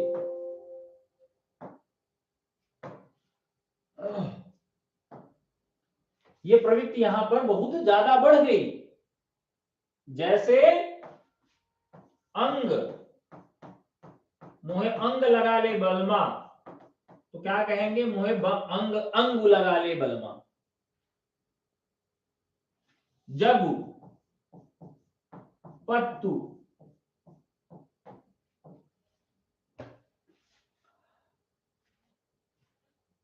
अब देखिए ये नई बात देखने के लिए मिल रही है कि अपभ्रंश से प्रेमिकाएं भी प्रभावित हैं।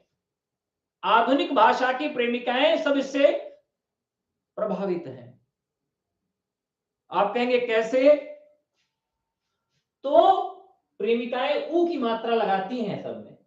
अगर एक प्रेमी एक प्रेमिका को कहे कि चलो तुम केला खा लो, तो केला नहीं कहेगी, कहेगी मेरा बाबू केलू खा लो। बाबू ने केलू खाया कि नहीं खाया? तो जहां अपभ्रंश में ऊ का प्रयोग किया जाने लगा था और आधुनिक युग की प्रेमिकाएं भी ऊ का प्रयोग करने लगी, हर चीज में ऊ। कोई भी शब्द हो प्रेमिकाएं ऊ लगा देंगी। नाम भी है, नाम अगर कमल है तो उसके नाम को कमल नहीं रहने देंगी। अरे मेरा कमलू है क्या, कमलू कह देंगी उसको। गोल को गोलू कहेंगे। अगर आलू गोल है तो कहेंगे कितने गोलू गोलू आलू लाए हो तुम, हर जगह ऊ की मात्रा लगा देंगी। और ये जो प्रवृत्ति है प्रेमिकाओं की, वो कहां से मिली है? अपभ्रंश से मिली है।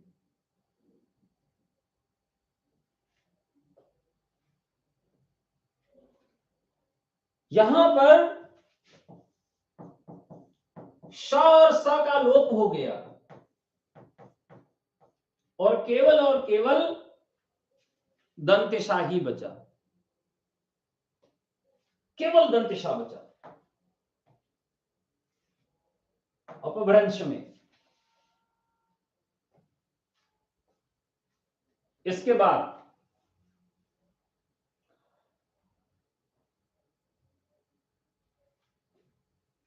यहां पर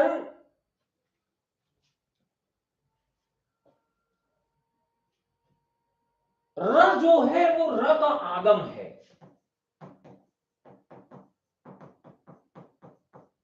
जहां पर रा नहीं भी है, रा की मात्रा को, रा के स्वरूप को लाकर रख दिया जाता है। यहां पर लिंग समाप्त हो गया, कौन सा? नपुंसक लिंग। के भैया ऐसा है कि हम पुल्लिंग रखेंगे और स्त्रीलिंग रखेंगे, अब हम नपुंसक लिंग की हमको कोई जरूरत नहीं है। अब ब्रंश में आके ये खत्म हो गया। विभक्तियों के स्थान पर कारक चिन्हों का प्रयोग होने लगा। संस्कृत से जो विभक्तियां चली आ रही थी, विभक्ति के स्थान पर कारकों का प्रयोग किया जाने लगा। इसी वजह से कहा जाता है कि हिंदी का विकास अपभ्रंश से होता है और हिंदी का जन्म संस्कृत से होता है। ध्यान से गौर से सुन लीजिए, प्रश्न पूछा गया है झारखंड प्रवक्ता में, हिंदी का विकास कहां से हुआ और हिंदी का जन्म कहां से हुआ, दोनों अलग तरह का प्रश्न है। हिंदी का विकास जो होता है वो अपभ्रंश से होता है और हिंदी का जन्म कहां से होता है, वह संस्कृत से होता है। तो यहां विभक्तियों के स्थान पर कारक चिन्हों का प्रयोग किया जाने लगा, नपुंसक लिंग समाप्त हो गया।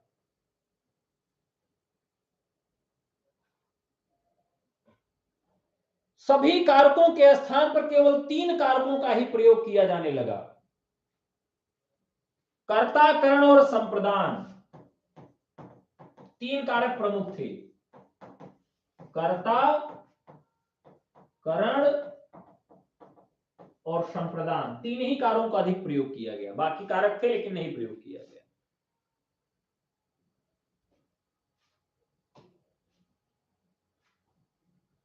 शब्द रूप में केवल 6 रूप रह गए।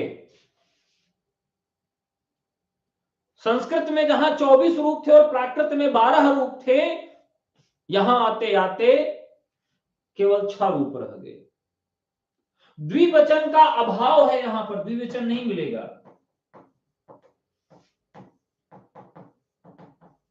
काट छाट एकदम शुरू हो गई थी, यहीं पर आके नहीं मिला। धातुओं में लट, लोट और लिट ही शेष बचा। लट, लोट और लिट यही शेष बचता, बाकी सब समाप्त हो गए। और सबसे बड़ा काम जो हुआ यहां पर आकर, वाक्यों का पदक्रम निश्चित हो गया। वाक्यों का पदक्रम निश्चित हो गया। इसके पहले जो भाषा थी उसमें क्रम निश्चित नहीं था, कर्ता कहां रहेगा, क्रिया कहां रहेगा, कर्म कहां रहेगा, सहायक क्रिया कहां रहेगी। लेकिन जब यहां पर हम पहुंचते हैं तो कुछ क्रम निर्धारित होने लगे, तो यह सबसे बड़ी इसकी विशेषता है। ठीक है, तो यहां तक हम लोगों ने देखा कि यह अपभ्रंश है, और अपभ्रंश की कुछ ध्वनियों पर थोड़ी सी चर्चा कर लेते हैं। तो अपभ्रंश में स्वर कितने थे? 10 थे। अपभ्रंश में स्वर कितने थे?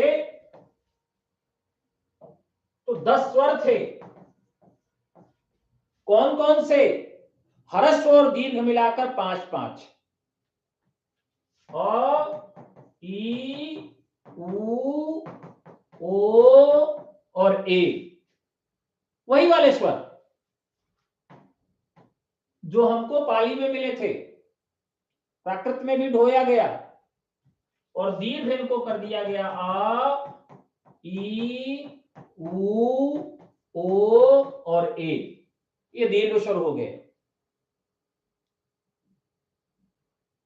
बाकी कंठ, तालव्य, मूर्धन्य, दंत्य और ओष्ठ। कंठ में का वर्ग में केवल घ तक है, अंगा नहीं है, अंगा नहीं है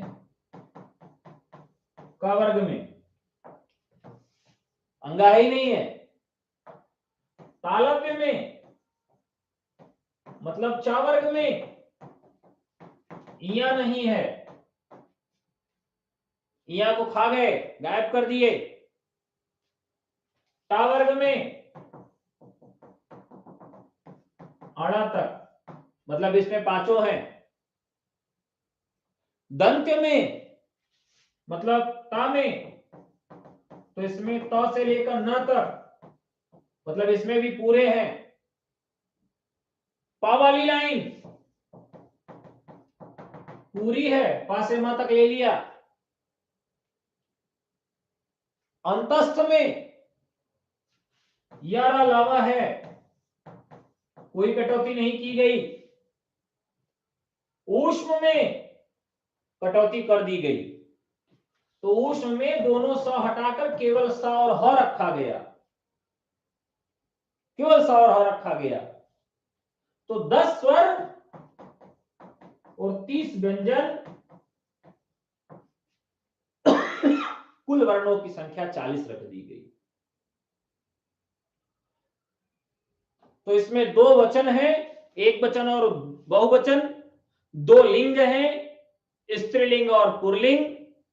अभ्रंश वियोगात्मक हो गई है। और अभ्रंश की जो सबसे बड़ी विशेषता है, जो मैंने आपको बताया प्रेमी प्रेमिका के आधार पर, उकार बहुला भाषा है। मोस्ट इंपॉर्टेंट तथ्य है कि आपसे पूछा जा सकता है कि अपभ्रंश किस तरह की भाषा है, तो आप बताएंगे कि उकार बहुला है, उ का प्रयोग खूब किया जाता है। ठीक है। और इसी अपभ्रंश का जो परिवर्तित रूप है, अपभ्रंश का परिवर्तित रूप जो है, रिफाइन कर दिया गया, साफ कर दिया गया, और वह क्या हो जाती है? अवहट्ट है। इसी का परिवर्तित साफ सुथरा रूप जो है।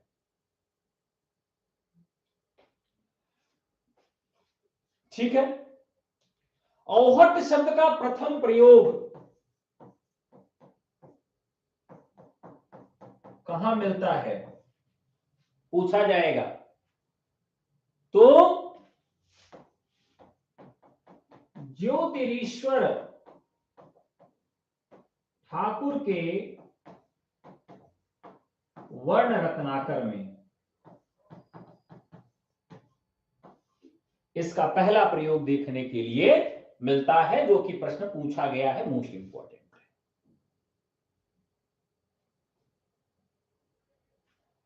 अब यहां अवहट्ट से संबंधित एक कथन पूछा जाता है। सुनीति कुमार चटर्जी का अपभ्रंश और आधुनिक भारतीय आर्य भाषाओं, अपभ्रंश और आधुनिक भारतीय आर्य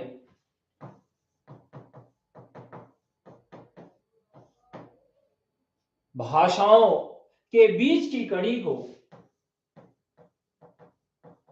बीच की कड़ी को औहट कहा जाता है।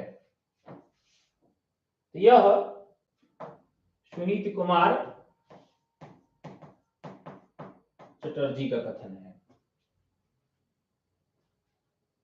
ठीक है, ये मोस्ट इंपॉर्टेंट चीजें आपने देखी आज, जो परीक्षा में पूछी जाती हैं, पूछी जाएंगी। ये तो रही आपकी मध्यकालीन भारतीय आर्य भाषा, और यहां से शुरुआत होती है आधुनिक भारतीय आर्य भाषा की। आधुनिक भारतीय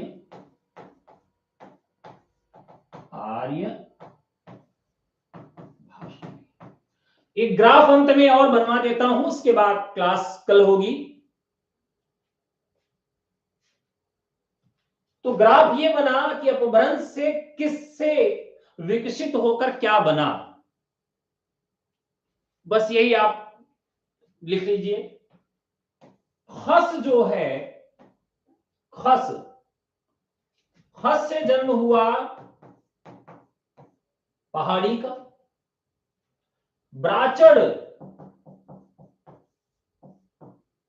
ब्राचड़ से जन्म होता है सिंधी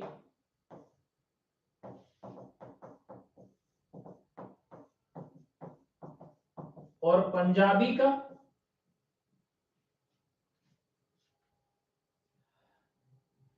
पैसाची से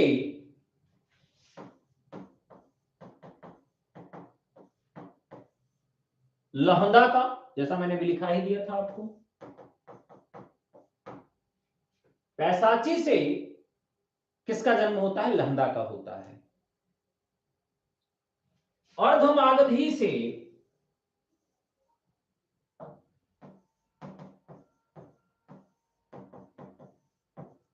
अर्धमागधी से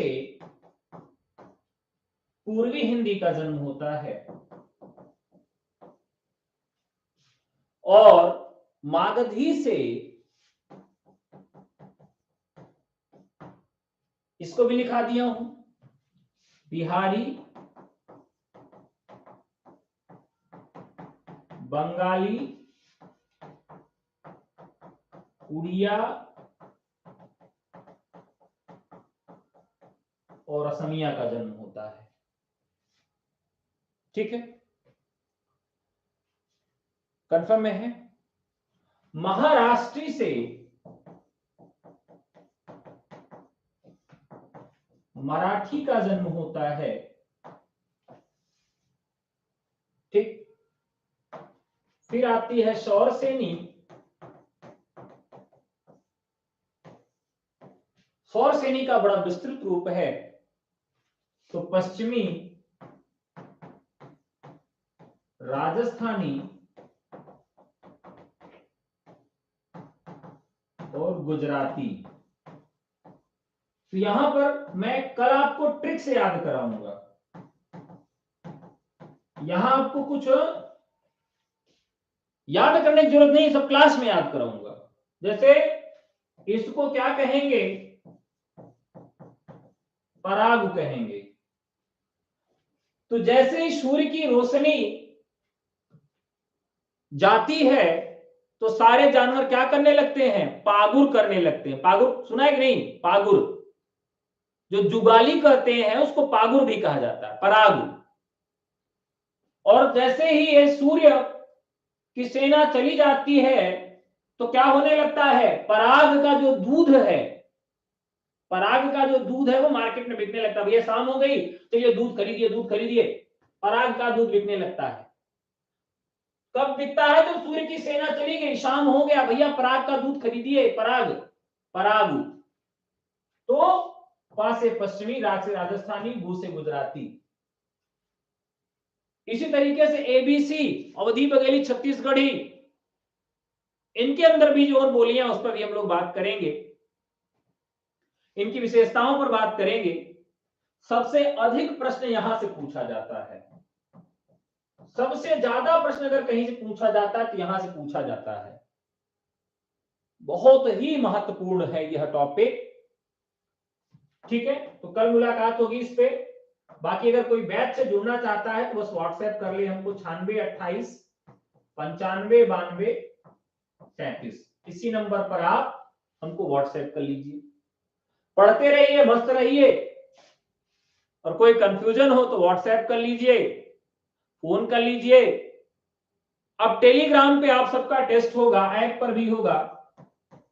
तो नाटक और एकांकी, नाटक एकांकी, नायक नायिका, और यहां पर रूपक उपरूपक, नाटक की शब्दावलियां, ये सब आप याद करके रहिएगा कि संधियां कितने हैं, बीज बिंदु प्रताका प्रकरी क्या है, ये सारी चीजें आप यहां पर तैयार करके रखेंगे। इसका टेस्ट कभी भी हो सकता है। ठीक है, शुभ रात्रि। और जब वीडियो बंद हो जाए, जो लोग बाद में देखते हो जरूर बता दिया करें, कि जो लोग लाइव देखते हो वहां तो पता लगता है कि भाई ठीक पढ़ा रहा हूं। बाद में जो लोग देखते हो जरूर बता दिया करें कि भाई कैसा पढ़ा रहा हूं, क्या सुधार करना है, क्या कमियां हैं। फीडबैक अपना जरूर दिया करिए, इससे संबल मिलता है। धन्यवाद।